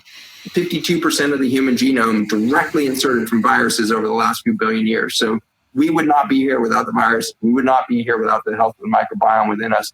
The paradigm is already there. The science is already proven out. Now it's time for mobilization and a coherent plan for the public. And so that's my excitement, is we can just shake it off. It's so easy to get stressed out about the powers that be, and you hear things about a deep state or a cabal or all these things. Like, we're the decision. We're in the driver's seat, literally. We can keep going down their fear and guilt paradigm and play into the whole thing, or we can just create an alternative pathway, and the whole thing, no matter how powerful it feels, is going to fall apart instantaneously because we simply extricated ourselves from that environment and we created the future that we want. And so I'm excited that just like the innate immune system, different than the adaptive immune system, we don't have to fight against anything. The innate immune system is an intelligent, adaptive machine that keeps us in a healthy relationship to biodiversity. And in fact, it embraces biodiversity. It never tries to kill a virus or kill a bacteria. It looks to welcome that biodiversity into its environment. We now just need to build socioeconomic and political environments that look like that. What if we invited every opportunity to create more biodiversity within our political thought process and our societal patterns of behavior and ultimately your dinner table? When was the last time your dinner table became a natives for fellowship with biodiversity? Think about that for your socialization. And so this is how we create the new future nearly instantaneously. For all of these guys and their talk about nature. Yeah. It took 4 to 5 million years for the Homo lineage to break off from the other apes. And it's been, I reference this number a lot, but it's been 350,000 years since the Homo sapiens and the other Homo lineages that we've mostly killed off. There's probably 10 or 11 that we know of now, to get to the Industrial Revolution. For all of that time, humans were in the middle of the food chain. We were prey animals. We were hunters, but we were also preyed upon by larger animals and then obviously by viruses. Not pandemics. That is a phenomenon that is associated with modern agricultural techniques from about 12,000 years on. But viruses have always been something that killed us quickly. Well, large predators killed us too, so we shouldn't fight against them because they're part of the holy tapestry of nature as well, right? Well, that's exactly it. And that's when I hear like speeches like this from Bush and others, that nature, it's this idea that nature is benevolent and only here for us. I mean, he references that by saying we are he's right, we are part of nature. But that doesn't mean nature won't kill us in an instant, and has over and over again. And so this is why I think Bush has become a sort of a darling, to use Willis's term, of the wellness community, because it's pure ego. It's this pure idea that humans are here. We dominate the planet. Nature is here for us. Don't worry about the 80 billion animals we kill every year to sustain us. Let's just focus on us. And then when we get an insult at us like a virus, then we don't know how to handle it because we think we're the chosen child of some divine power. Yeah, it's also the romanticism. This romanticism of nature is huge in the wellness space, right? It's huge in the alt med space. It's basically the narrative that we hear throughout this dialogue, which is that the only reason that viruses ever become a problem for large numbers of human beings is because of some sort of advance within human science and technology, and that if we could just get back to some romantic time in the past where everything was perfect, then we would live in balance and in harmony with nature. It's such an appealing idea. I used to believe this idea. I think most people in our space have some kind of affinity for this sort of idea. And I agree with you. It's why Zach has become so popular. And it's why we hear in all of our conspiritualists, certain of his ideas get repeated like a kind of liturgy again and again and again. In 1900, 30% of deaths were children under 5. 1 century later, it was 1.4% of all deaths. Thank you, vaccines and antibiotics and hygiene practices.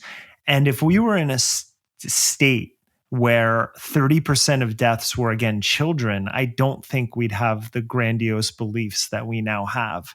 And so we've had these technologies, we have this science, these advances, and we're now turning our back on them because there is problems with our systems, but the overall science and medicine is sound.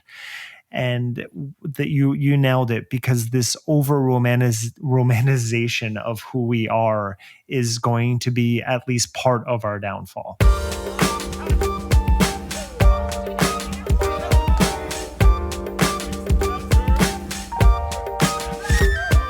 Jonathan Berman is an assistant professor in the Department of Basic Sciences at the New York Institute of Technology in Arkansas. He is an active science communicator, and he served as national co-chair of the 2017 March for Science. I recently came by his book, Anti-vaxxers: How to Challenge a Misinformed Movement. And I was struck by the fact that as a medical professional who cares deeply about vaccination and understanding science and his advocacy, that he wanted to write a book that reaches out and tries to help educate people regardless of their beliefs of vaccines. So I reached out to MIT Press and they sent me a copy, and thankfully Jonathan had some time to talk to me about techniques to use to talk to anti-vaxxers, some basic vaccine science, as well as why we should not be fearing the current COVID-19 vaccines. First off, congratulations and thank you for your book. I think it came at the right time, and it's an extremely important book considering where we are right now. And it's very easy, I know from my own history, of being caught up being combative towards anti-vaxxers, but you took a different approach, a more educational and informative take to put forward in your book. And why did you choose to make a very educational and welcoming book as you did? So there's a long answer to that. I guess we have an hour, so I can kind of give it. I kind of came up through in the world of skepticism in 2005 to 2010. This is when I was sort of in college and learning about these things, thinking about these things. And the people who were popular then were people like Richard Dawkins, Christopher Hitchens, people who were very intelligent, but they were kind of bullies. And I think that was appealing to people because when you have someone who's a bully on your side, that almost feels good and makes you want to be with them on their side. And over time, I got a lot more disappointed with that approach. I don't think it was working. I don't think it was making people see skepticism in a positive light. And then in this decade or this past decade, there was kind of an implosion where it turned out a lot of the leaders in the skeptics movement had sort of regressive views and used the language of skepticism to reinforce regressive views. And so I wanted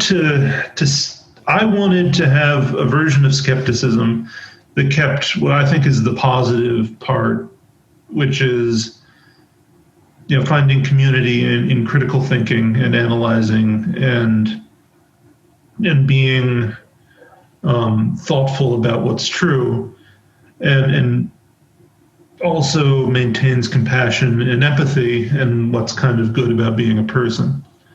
So when it was time to write the book, a lot of the anti-vaccine things I see online are things on Facebook or Twitter where I think it's called, I would call it dunking on anti-vaxxers. It's making fun of them, say, well, that's so crazy a thing to believe that we must make fun of it, and never really engaging with what they're saying or why they believe it.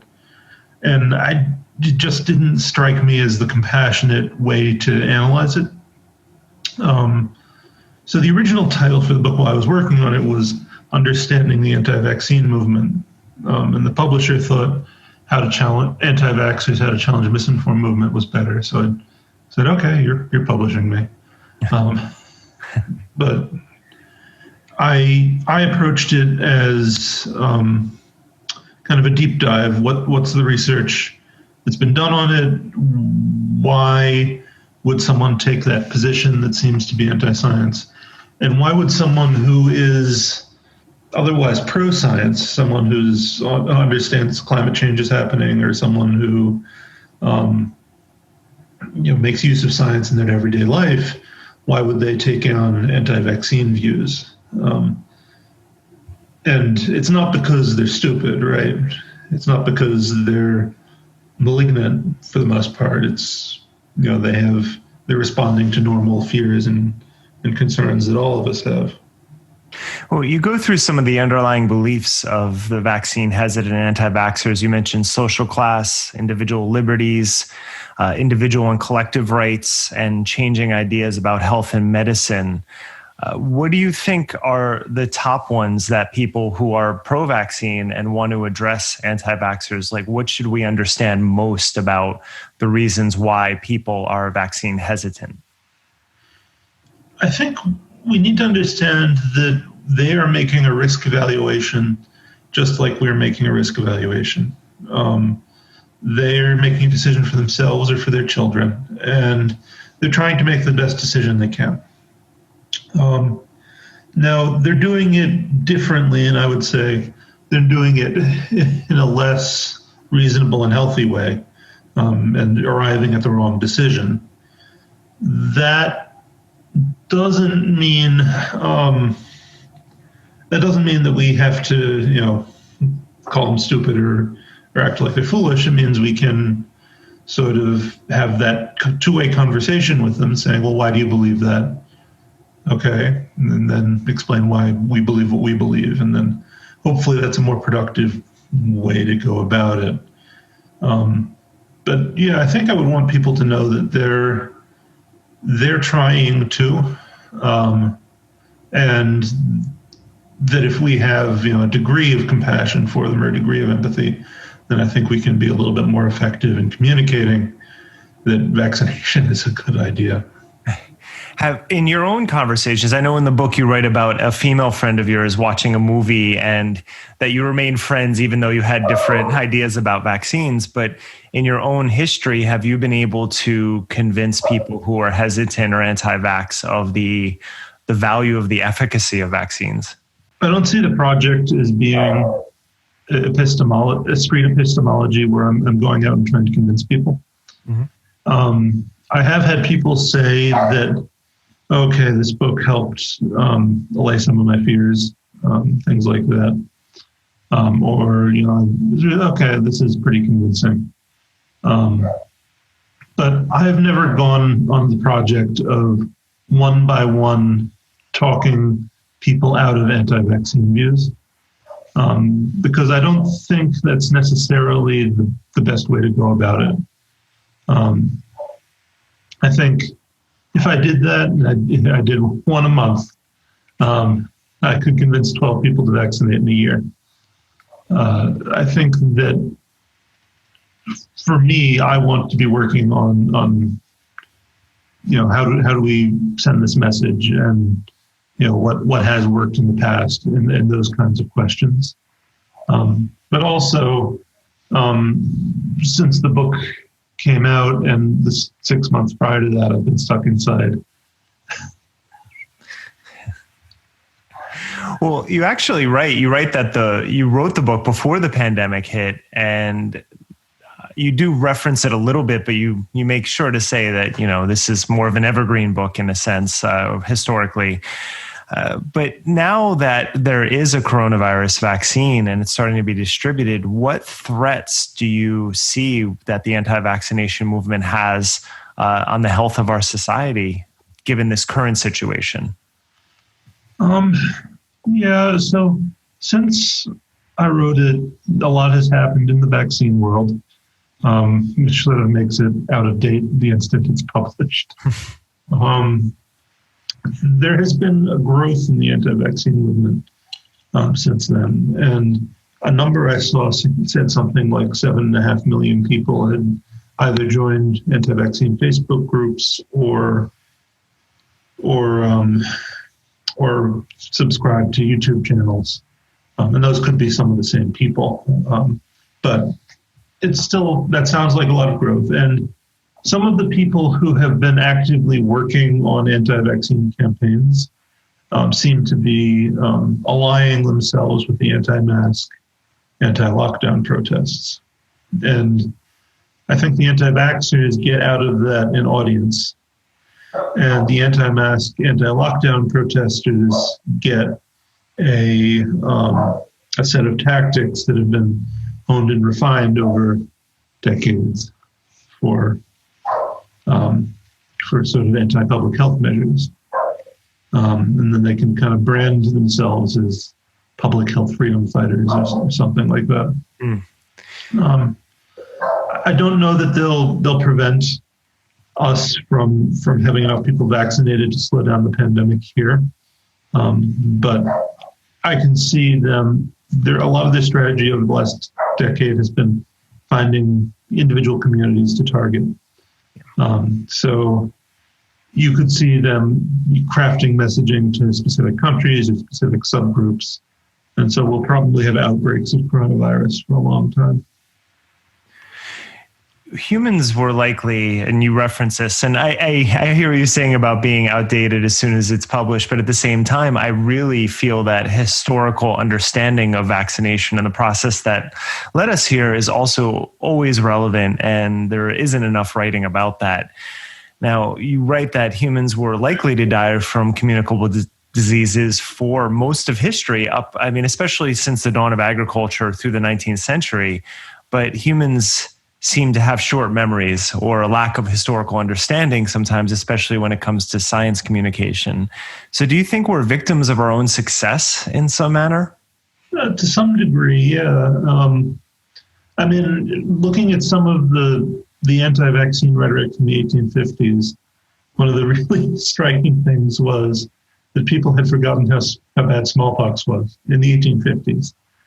So they were saying, well, no, hardly anyone dies of smallpox anymore. That's like 60 years ago, 50 years ago. And so it's kind of how we feel about polio now. It's like, polio isn't around. Why would you get a polio vaccine?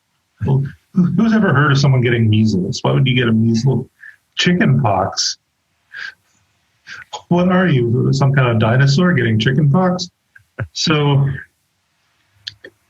yeah, kind of once we've eliminated a disease or made it rare, it's harder to make the argument to people how important it is to get vaccinated for it because the disease isn't around and you're probably not going to get it either way. So then that equation of personal benefits and personal risks versus collective benefits and collective risks, that shifts a little bit because there's fewer personal benefits and seemingly fewer collective benefits as well. But then if enough people make that calculation, then it comes back. Yeah. There are aspects of science and vaccination specifically that I feel pretty well versed on given my history, but there are other aspects of it I don't. And one of them is, as I'm not a parent, I don't plan on having children. And some of my friends who are pro-science and even pro-vaccination, they're a little overwhelmed by the vaccine schedule for children. And that seems to be a wedge issue in the anti-vaccination movement, saying that I'm 45, so the time I was growing up, there was maybe a dozen or 20 vaccinations, if that. And now I don't know the numbers because I don't pay close enough attention to that. How do you feel about the number of vaccines that are now being given to children, and how do you address a parent who, again, might be pro-science but does have that concern that there's so many vaccinations their children has to get? If it's a scheduling problem, a pediatrician might work with you, I think, or catch you up at your next visit or whatever. I think that it seems like an intervention that say, well, I'm doing something to the child. And so I'm making a choice to put that child at risk. But the risk profiles for all of the vaccines that are being given are pretty well studied, right? Mm-hmm. So you don't see huge, statistically discernible effects among the children who are getting vaccinated, even on the CDC recommended schedule. And you also don't see huge outbreaks of infectious disease. So there has been some alternative schedules recommended by people who have alternative medicines and things to sell. And those alternative schedules sort of delay certain vaccines. The trouble I have with that is that it doesn't give any benefit, and it opens up the time window where the child is vulnerable. So if you say, well, I won't do flu vaccine yet, I'll start them on flu vaccine when they're 7. Well, then maybe that child gets the flu and they're okay, but they pass it to their infant sister who isn't yet capable of fighting off the flu, or they pass it to an elderly relative who has a weakened immune system. Or you have a situation where you say, well, measles isn't around and they're already getting the flu shot, so let's hold off on measles until next year. And then the kid gets measles because there's a measles outbreak. Those kinds of things can happen. And there just isn't a reason to make that delay. Now, I guess I would rather have people do that than not vaccinate at all. But I think what that's doing is it's kind of acting as a relief valve for people's desire to feel like they've made a choice and they have a choice in the system. And so it's not the worst thing, which would be not vaccinating at all, but it's also not great. Yeah. Now, vaccine advocates don't really have the same level of, to put it in a word that you talk about briefly, celebrity that other sciences have. Paul Offit will probably never be Neil deGrasse Tyson. So you write, I really appreciated the part where you say celebrities make their fame not as science advocates, and then they sometimes spill over there. But the anti-vax movement has Andrew Wakefield, Del Bigtree, RFK Jr., and more recently, Mikki Willis. So how do we effectively fight against the propaganda that men like this are promoting and the cult of personality that's been built up around them? Yeah, I don't know. I have 300 something Twitter followers. Celebrity is tough because you look at what celebrity is. It's a lot of people who know your name, know your face, and want something from you. And I think that's kind of universally what celebrity is, because either people want to have sex with you, they want your money, they want your attention, they want your time. So I have some empathy for celebrities too. And I think once someone's in that position, it's really easy for them to hear the positive messages about themselves. Things like, oh, you were brilliant in that movie. Oh, you're so good. Oh, you're the best. I loved that thing you wrote about X or Y. And to start to think that your platform is a qualification to talk about things that are outside of that field. Now, I think people like Del Bigtree and Wakefield are more deliberate than that. They've made a choice, and that they're going to be the anti-vaccine guys. And so there's less of a degree to which people who are pro-science are celebrity-driven. They still are, because you do still see people like Bill Nye, Neil deGrasse Tyson as kind of science celebrities, Adam Savage.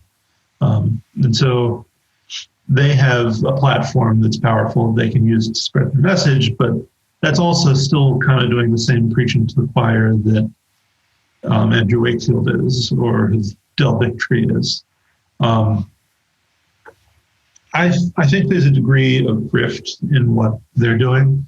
They're collecting donations from their audience of anti-vaccine people they've built up. And you could call what science celebrities are doing similar. They're preaching to the choir. I'm preaching to the choir. I'm not a celebrity, but I'm preaching to the choir too. I think reaching people is the toughest thing you can do as a science communicator or advocate. And I don't know how.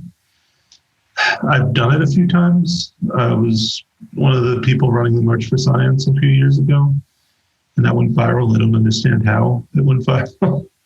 I've done a lot of interviews for this book. I was on MSNBC yesterday. I don't know why they decided to put me on, but they did. So I think the best you can do is put good things out in the world and hope that people see them or appreciate them, or want to spread them, and kind of ignore the celebrity aspect of it. I don't think that's something I would wish on someone. Maybe we could use more science celebrities, but I don't know who I would want to punish that way. Well, you say, how MSNBC chose you, but honestly, again, I've been writing about the anti-vaccination movement for a decade, and there isn't a plethora of really good literature. That, a lot of my understanding comes from general medical books or science books that I've read that includes vaccination. So having something that is just so handy and readable, I think, is very important and needed. But talking about science journalism, how would you, as a communicator, advocate for journalists trying to discuss vaccinations? I want to give an example. In one of the trials, 2 people died.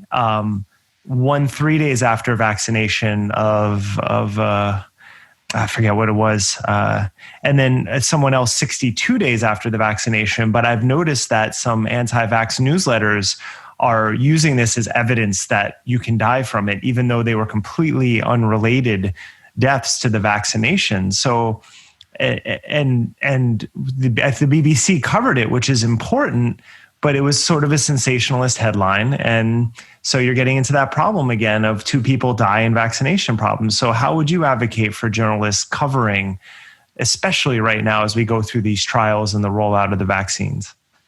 Yeah, I have a hard time understanding the mindset of journalism. It's so different from what I do. I'm a lab guy. I'm in the lab most of the time. And so when I talk to journalists, usually I'm making the incorrect assumption that they're on my side, and that I have a positive message to spread about vaccination or about climate change or whatever. And so, the journalists, this is true, they'll want to spread it, right? The hard lesson over time has been that that's not always the case. Scientists do have agendas, and journalists are aware of that. And journalists have agendas too, and scientists need to be aware of that. And I think science and journalists are both interested in the truth. We just have different ways of getting at it and sharing it. So to take your example of the people who died, the way a scientist would look at that would be to say, okay, is this causative? What is the relationship between the intervention and the outcome, which is a death? Because this is a very serious negative indicator if we're killing someone with this vaccine.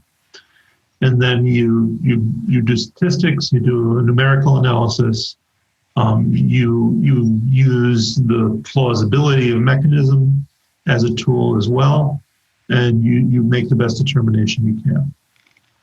And I think that's context that's hard to translate into a headline. Because it's hard for me to imagine an editor saying that a headline would be, okay, 2 people die from Pfizer vaccine, but statistical analysis shows that although there's a correlation, it's not causative. It'd probably be too long. So I don't want to advise journalists because I'm not an expert in that. I would hope that they would have caution when reporting that. And I think most would have the sense to ask the people who are running the study and evaluating it the question: is this related to the vaccine? Is this causative? And what context should this be put in as far as safety? Now, I say that, but then this is a corporation. These are the comfortable to be afflicted as well. So I think there's also reasonable distrust of Pfizer or Moderna to say, well, okay, should we believe what this press release says about these 2 people? And I would say that we probably should be asking hard questions of Pfizer and Moderna, and not taking their press releases at face value necessarily. But we should, get context from the companies and then context from outside regulators and outside scientists. And if those are all in agreement, this is not correlative, that's very telling to me. So I guess it's just choosing who to listen to, which is a really hard problem. Yeah, and you're right. One of the articles I published 2 weeks ago was on the AstraZeneca press release, and I think it was titled something like "The Problems with Vaccine by Press Release" for that reason, because of course they only gave half the dose by mistake to a certain cohort, and then rearranged the trials to match that. And you'd want a little more transparency from companies, especially at a time like this. At the same time, one thing I really appreciated that you pointed out is that vaccines are a very small part of pharmaceutical profits. I think I read a different book where Eula Biss's book on immunity, where she talks about Paul Offit and how much he actually made on the rotavirus vaccination. And after it was sold and everything, it was a nice 6-figure a year job if you average it all out, but it's not like he's making millions or even billions of dollars on vaccination. So how do you successfully do that? How do you weigh that out of being like, yes, these companies have problems, obviously opioids and antidepressants and many things in the public imagination that make us not trust them, and at the same time be like, but we kind of need this right now. Yeah, so I'm never going to avoid shill accusations just because that's the way the world is. But for the record, I'm still in the negative on the book just because of caffeine purchases. While I was writing it. Yeah, it's a really tough nut to crack, and I don't think I did it in the book, of saying, or maybe I tried to approach saying, look, these are corporations, they have their own interests, which are profit and growth, and they're producing vaccines, and we have a government that's supposed to be on our side, and he sometimes is. And that government has a relationship with the industry that's probably too close. And they're producing a product for the public, vaccines, which are not very profitable, but they do have a monetary interest in the vaccine going well, and having their name out there and so forth. So it's really hard to say, yes, they have a monetary interest, but they should be trusted anyway.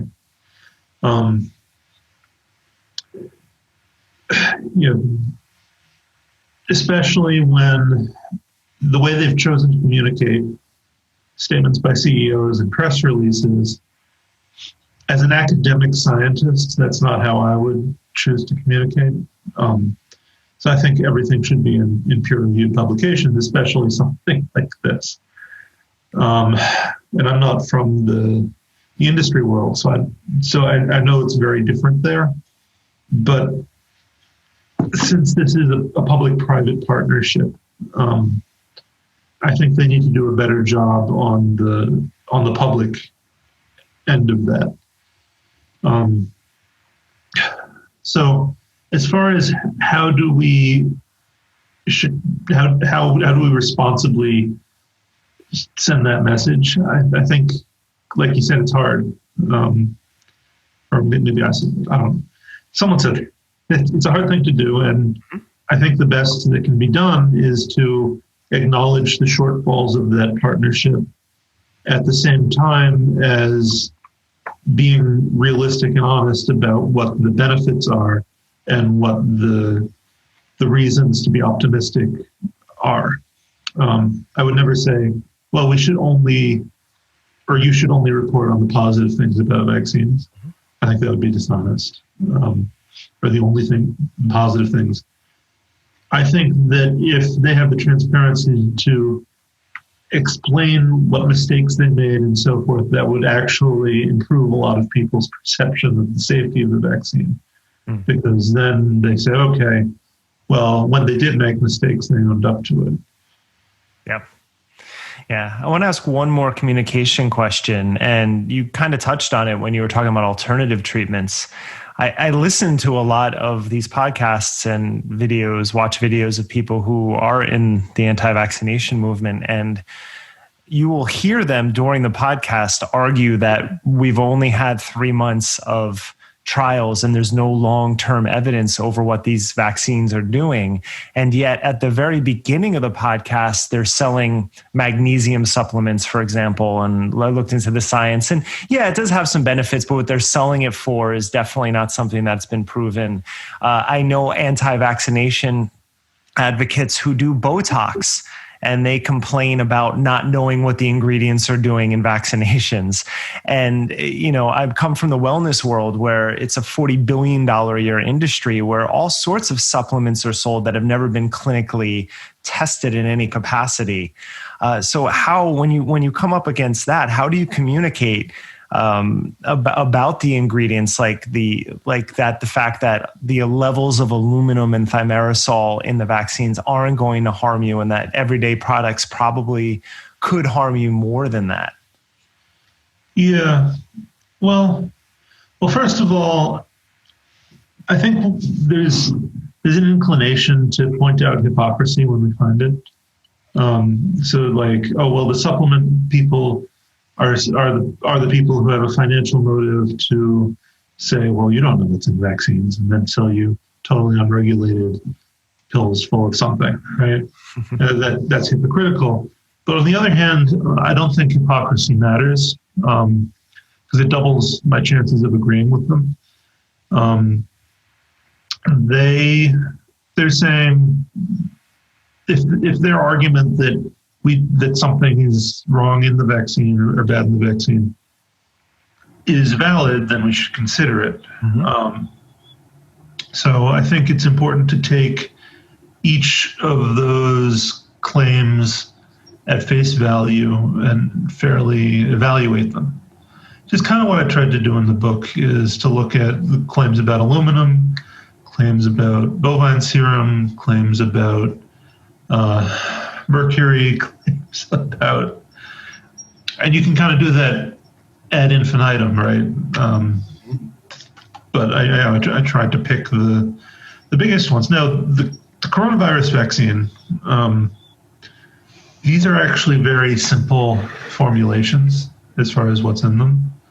There's salt, there's RNA, and there's a lipid to help the RNA cross cell membranes.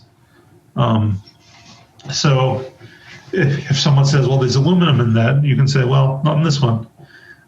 You say, well, there's mercury in this vaccine. Well, not in this one. But I've already seen people saying that there's thimerosal in this vaccine. Yeah. Like, that's out there now. It's so impossible. We'll tell them to read the inserts. Yeah, I mean, it's misinformation, and it's the same problem with any misinformation, is you address it and then you say, oh, well, okay, why do you believe that? Or who has an interest in you believing that? And we're not going to get everyone on board. It just won't happen. We just need to get enough people on board, and positive messaging. And I've said this before, and it hasn't happened yet. We need a vaccine confidence project from the government or world governments. And there's bits and pieces. The UN is working on some stuff, and I think the Ad Council is working on some stuff. But there needs to be, strong, unified messaging. But yeah, I mean, that's another hard problem with communication is they're going to gish gallop us with a million things that are in vaccines. Do we respond to all of them? Which ones do we point to? What do we address? And it's a really tiring conversation to have to say, no, there's no aluminum in it. No, there's no aborted fetuses in it. No, there's no thimerosal in it. No, there's no goblins in it. It's tiring conversation to have, but if you care about convincing people or assuaging or relieving people's fears somewhat, then you can have those conversations with your family and friends. Like I said, I don't think people have to do the going out and doing street epistemology, convincing their neighbors and every single person. I think it's a matter of having enough people in the public sphere and enough people having one-off conversations to convince their friends, and hopefully that's enough. Yeah, hopefully. I don't know if, because you do mostly spend your time in academic research and not like myself on these, listening to these podcasts, but have you noticed that one of the popular ideas that are now going around those circles is this idea that germ theory actually isn't true? And terrain theory, Zach Bush has really been the one who's been leading that. I see it often now. Have you come across that at all? I haven't heard of terrain theory.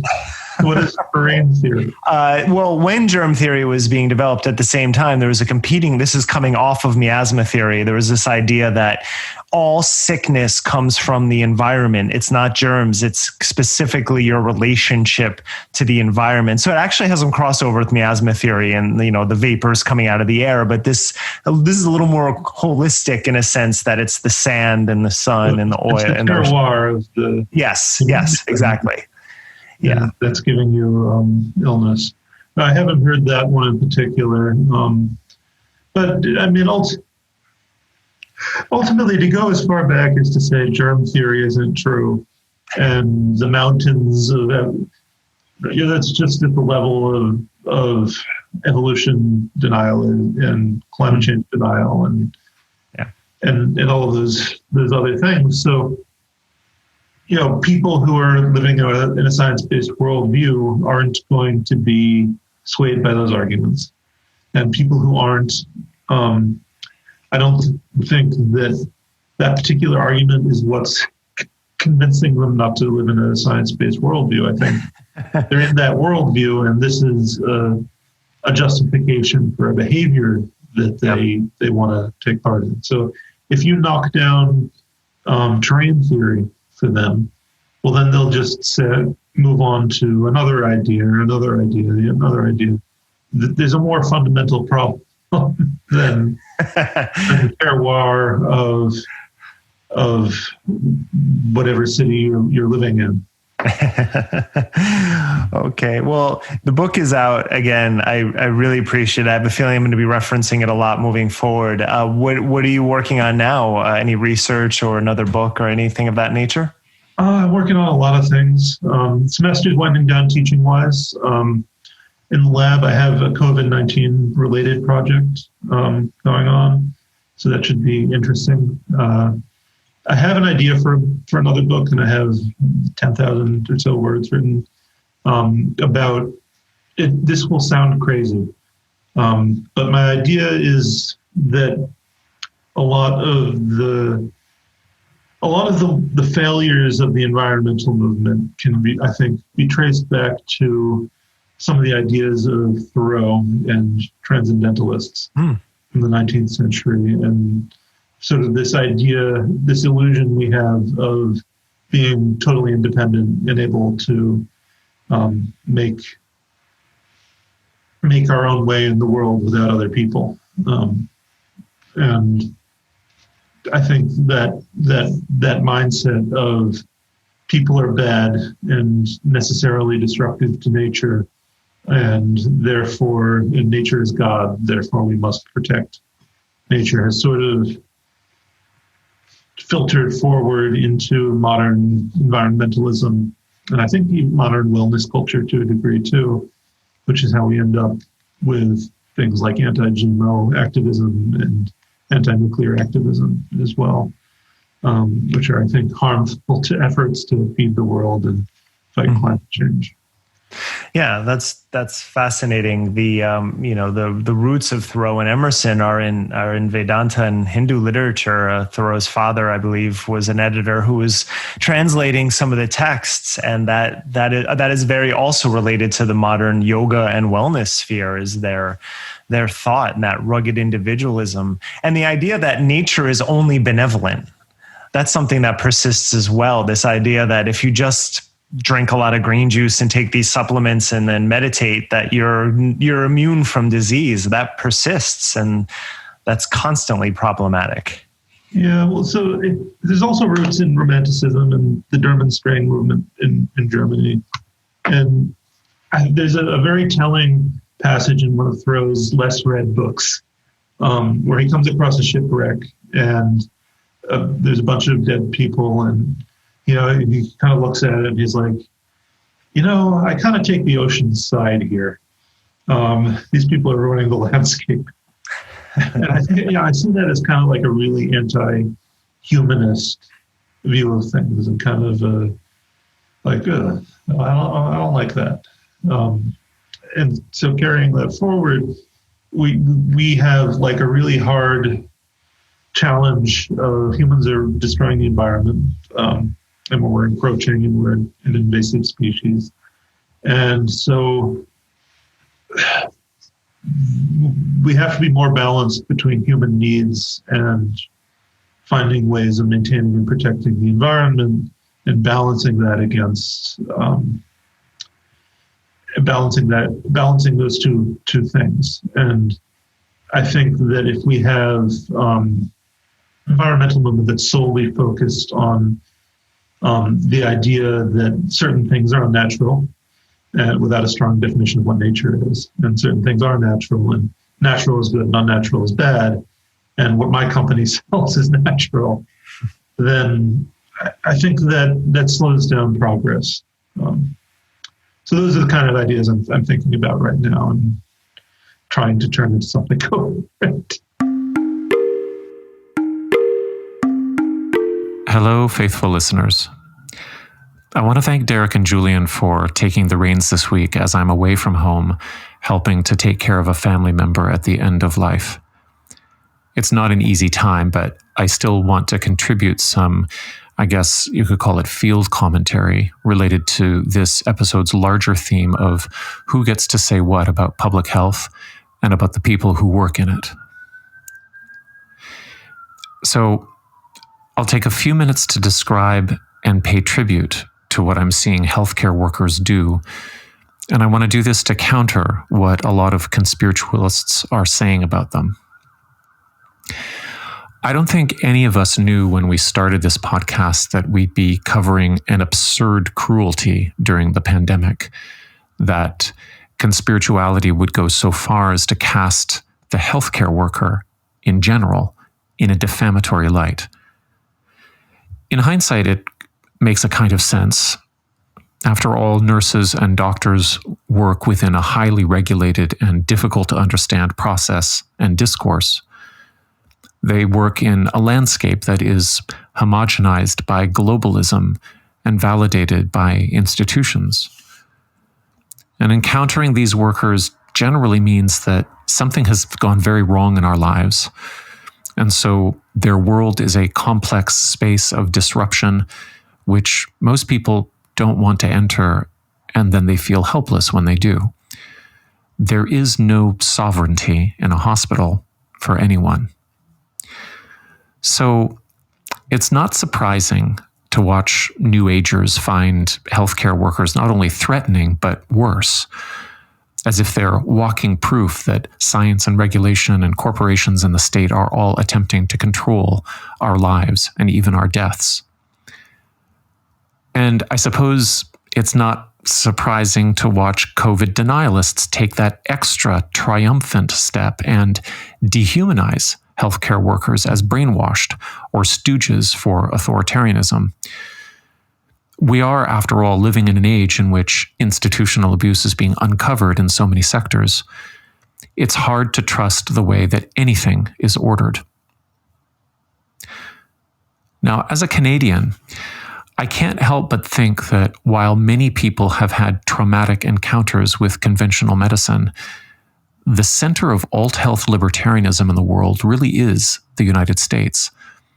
And at this point, anti-science rhetoric has now superseded QAnon as 2020's top US export.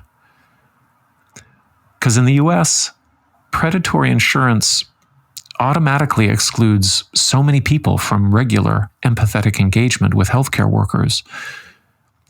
And it could be that their antipathy for the healthcare system only grows in tandem with their isolation or their exclusion from it.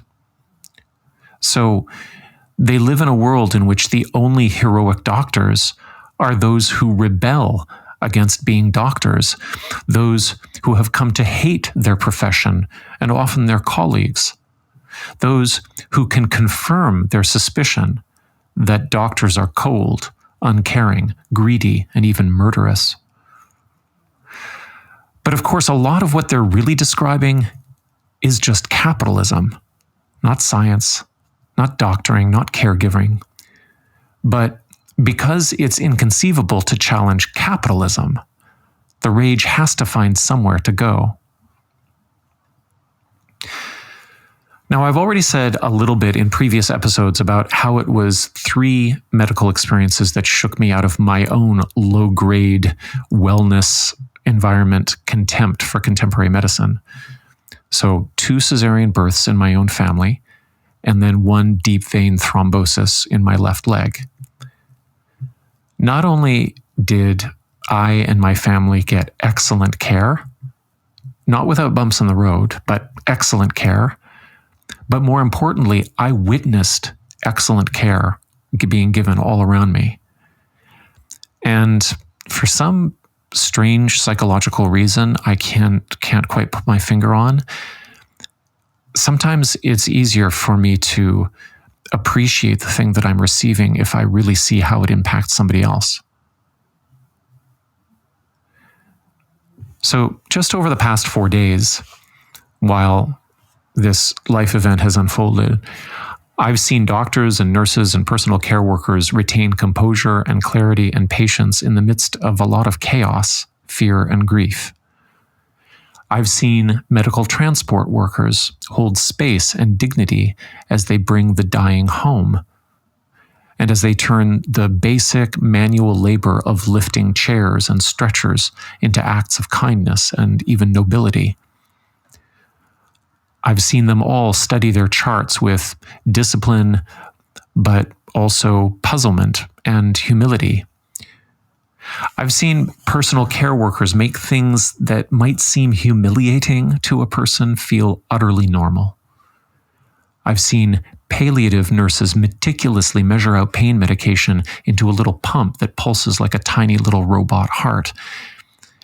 And this made me think, praise all the gods that Zach Bush isn't in my life to run some guilt trip on my family for choosing pain medication because he thinks it obstructs the passage to the next dimension or some bullshit like that. It's unbelievable to me to think that that guy is a hospice doctor telling people what their deaths should be or should mean to them. I haven't heard or felt any of that kind of emotional intrusiveness from the healthcare workers who have served me or my family. That stuff seems to be a conspirituality specialty.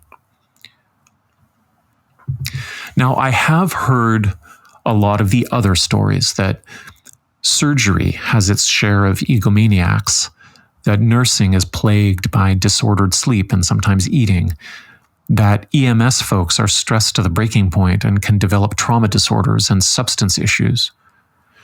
But my ongoing and continual impression is that even when these folks are having a bad night, or maybe even a whole year of bad nights called a pandemic, the vast majority pull off the job with grace and empathy. What they do can be clinical, bureaucratic, difficult for lay people like me to understand, and sometimes it seems tone deaf, as family members can wind up discussing logistical or insurance plans details with medical personnel over their loved one as they struggle to breathe. But the strange part is that the guiding structure of the whole thing really does seem to afford a kind of humility. So just for a moment, returning to the claim that Charles Eisenstein made in our interview, that conventional medicine fancies itself as conquering disease. I'm just not seeing that. What I see in the midst of it is a lot of people going through a lot of pressure-tested rules for thinking clearly about things. I'm seeing an almost frustrating amount of shoulder shrugging, which I think people mistake for ambivalence. They mistake not knowing the answer with not caring about it. But I don't think it is ambivalence. I think it's the honesty of people who know when they're at the limit of their knowledge, who know their lane, and who don't want to promise too much. And as I've noted a number of times on the podcast, I think this is exactly what the charismatic wellness influencer cannot do. In fact, they actually go viral in popularity to the extent that they break all of these scope of practice rules. But when Charles remarks in our interview that modern medicine is religious in nature, built on beliefs and rituals and a priesthood, I'm kind of agreeing with him more these days, even if I come to very different conclusions. Now, to my understanding, the grounded parts of religion, the stuff that people actually practice every day to feel connected and help their world go around, have always been more about processes and rituals that provide community comfort, and very little about metaphysics or transcendent knowledge. I mean, yeah, it does seem to me that healthcare workers are providing a kind of spiritual service, but it's actually in the form of material, daily, hourly care. Now, if you grew up Catholic like I did, you know that very few priests think much at all about doctrine or even God. A huge chunk of them work primarily as community organizers, following rules, following management practices, deferring to a chain of command, for good or ill. If you ask them about God, about the sacraments, about the subtler points of some epistle or papal bull or something like that, they would shrug. And you would get the impression that they just don't think that much about ultimate questions because they've just got too much fucking work to do. Of course, I'm not saying that the Catholic search for truth or its process is comparable to that of medicine, but I am saying that when it comes to daily practice, I do see that healthcare workers, or at least the ones I've encountered, I see them practicing the same service in calming, treating, and co-regulating that isn't focused on some big story in the sky, but rather in the hard work of making tiny choices using the best information and knowledge available to make life and death a little more welcoming. And so maybe healthcare workers in a secular age represent a kind of perfection in this pastoral care, in the sense that their humility with regard to ultimate answers is in good faith. Unlike the Catholic priests I knew, however, they don't turn away from ultimate questions because those questions are for God to answer. They turn away because they have not yet been answered by the shared effort of medicine. So their humility is not based in having been gaslighted by theologians talking about impenetrable mysteries, but rather knowing that knowledge is never complete. I want to finish by saying something about the stress of navigating COVID through all of this stuff, through medical issues and end-of-life considerations. It's awful. I mean, at times it feels intellectually and emotionally unbearable. When it became clear that my birth family member needed me in the hospital and then at their home, my partner and I had to decide, okay, well, that's it. I'm not going to be with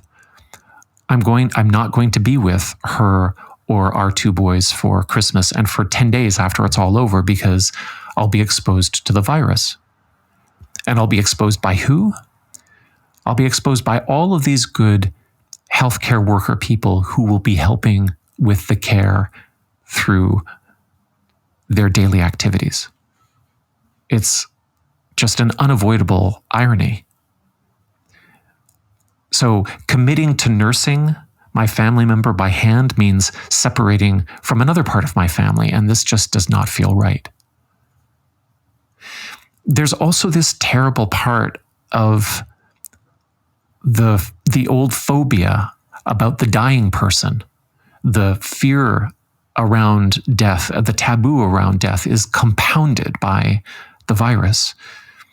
So we wind up talking about the dying person as though they're openly, not just archetypally, dangerous, even while the person is dying in a more or less natural way. So here's what I think. I think that some anti-maskers and COVID denialists can foresee and feel all of these contingencies and implications. I think that they are fully aware of the absurdity of being afraid or concerned about caring for a dying family member. I imagine they can feel how this goes straight against the apparent natural order of things, how it deprives them of all their coping strategies, whether those strategies come from the primate world of grooming or the religious world of hymns. I think that somewhere they get it. But I also think that in their response, in their denialism, that they too are children, unable to accept this as the reality as given, difficult and mysterious. And because we're not talking about a war or a hurricane, ironically, because we can know so much about this disaster while only being able to be defensive against it, there is time and space for them to say, no, this can't be happening, and then to concoct bizarre rationales for saying so. You know how on the podcast we're always wondering how conspiritualists can believe that the frontline doctors and nurses are lying? I think it's because they deliver the worst and most ambivalent news in the most plausible way. So I'm talking with doctors and nurses and asking questions about COVID exposure as I go through this whole thing, and they're telling me, well, there are no easy answers here, but the best data says that safety increases when you take precautions X, Y, and Z. And because they can't actually force people to take the precautions, the advice feels not like the police state, but as though it's coming from a moral appeal. And it makes me wonder that if the anti-masker can't deal with the cognitive dissonance, they will feel ashamed. And they will act out against the very people who are ultimately helping the most. I consider myself a sane person in some ways, but the main way is that I don't expect reality to conform to my wishes. And that means that I have to be open to the hard work of risk calculus, and that never really ends. Part of what I hear Charles Eisenstein saying with a lot of poetry and sensitivity is that that risk calculus is making our lives unbearable. But what I'm seeing through this experience is that no, it's the other way around. That life itself can be unbearable in these ways. And that means that you have to work with it and not pretend that some renegade doctor or thinker can relieve me of that responsibility by generating some so-called alternative view that is a majorly immature bypass. So I empathize with the COVID denialists. There, I said it, because in some way, at least, they know the score, I think. But they think the way out of it is to change reality, which is why the most sober reality givers, Fauci, nurses, doctors, are so despised. It's not right that they do this. I'm not here for it. So what I wish most through this holiday of long nights is that everyone can witness or receive the care of a good and trained person and feel the blessing of some of the most complex and hard-won care in the world, in this long history of caring for bodies, meal by meal, cold washcloth by cold washcloth, pain meds lovingly offered, and the shimmering needle dripping with the vaccine. And behind these objects of care, which are sometimes fearful and which sometimes produce mistakes, that we're all able to see that beneath the rubber gloves and behind the face shields and masks, we can see and appreciate, also bloody well pay for, the generations of teamwork, the peer-reviewed kindness, and this love given in very human form.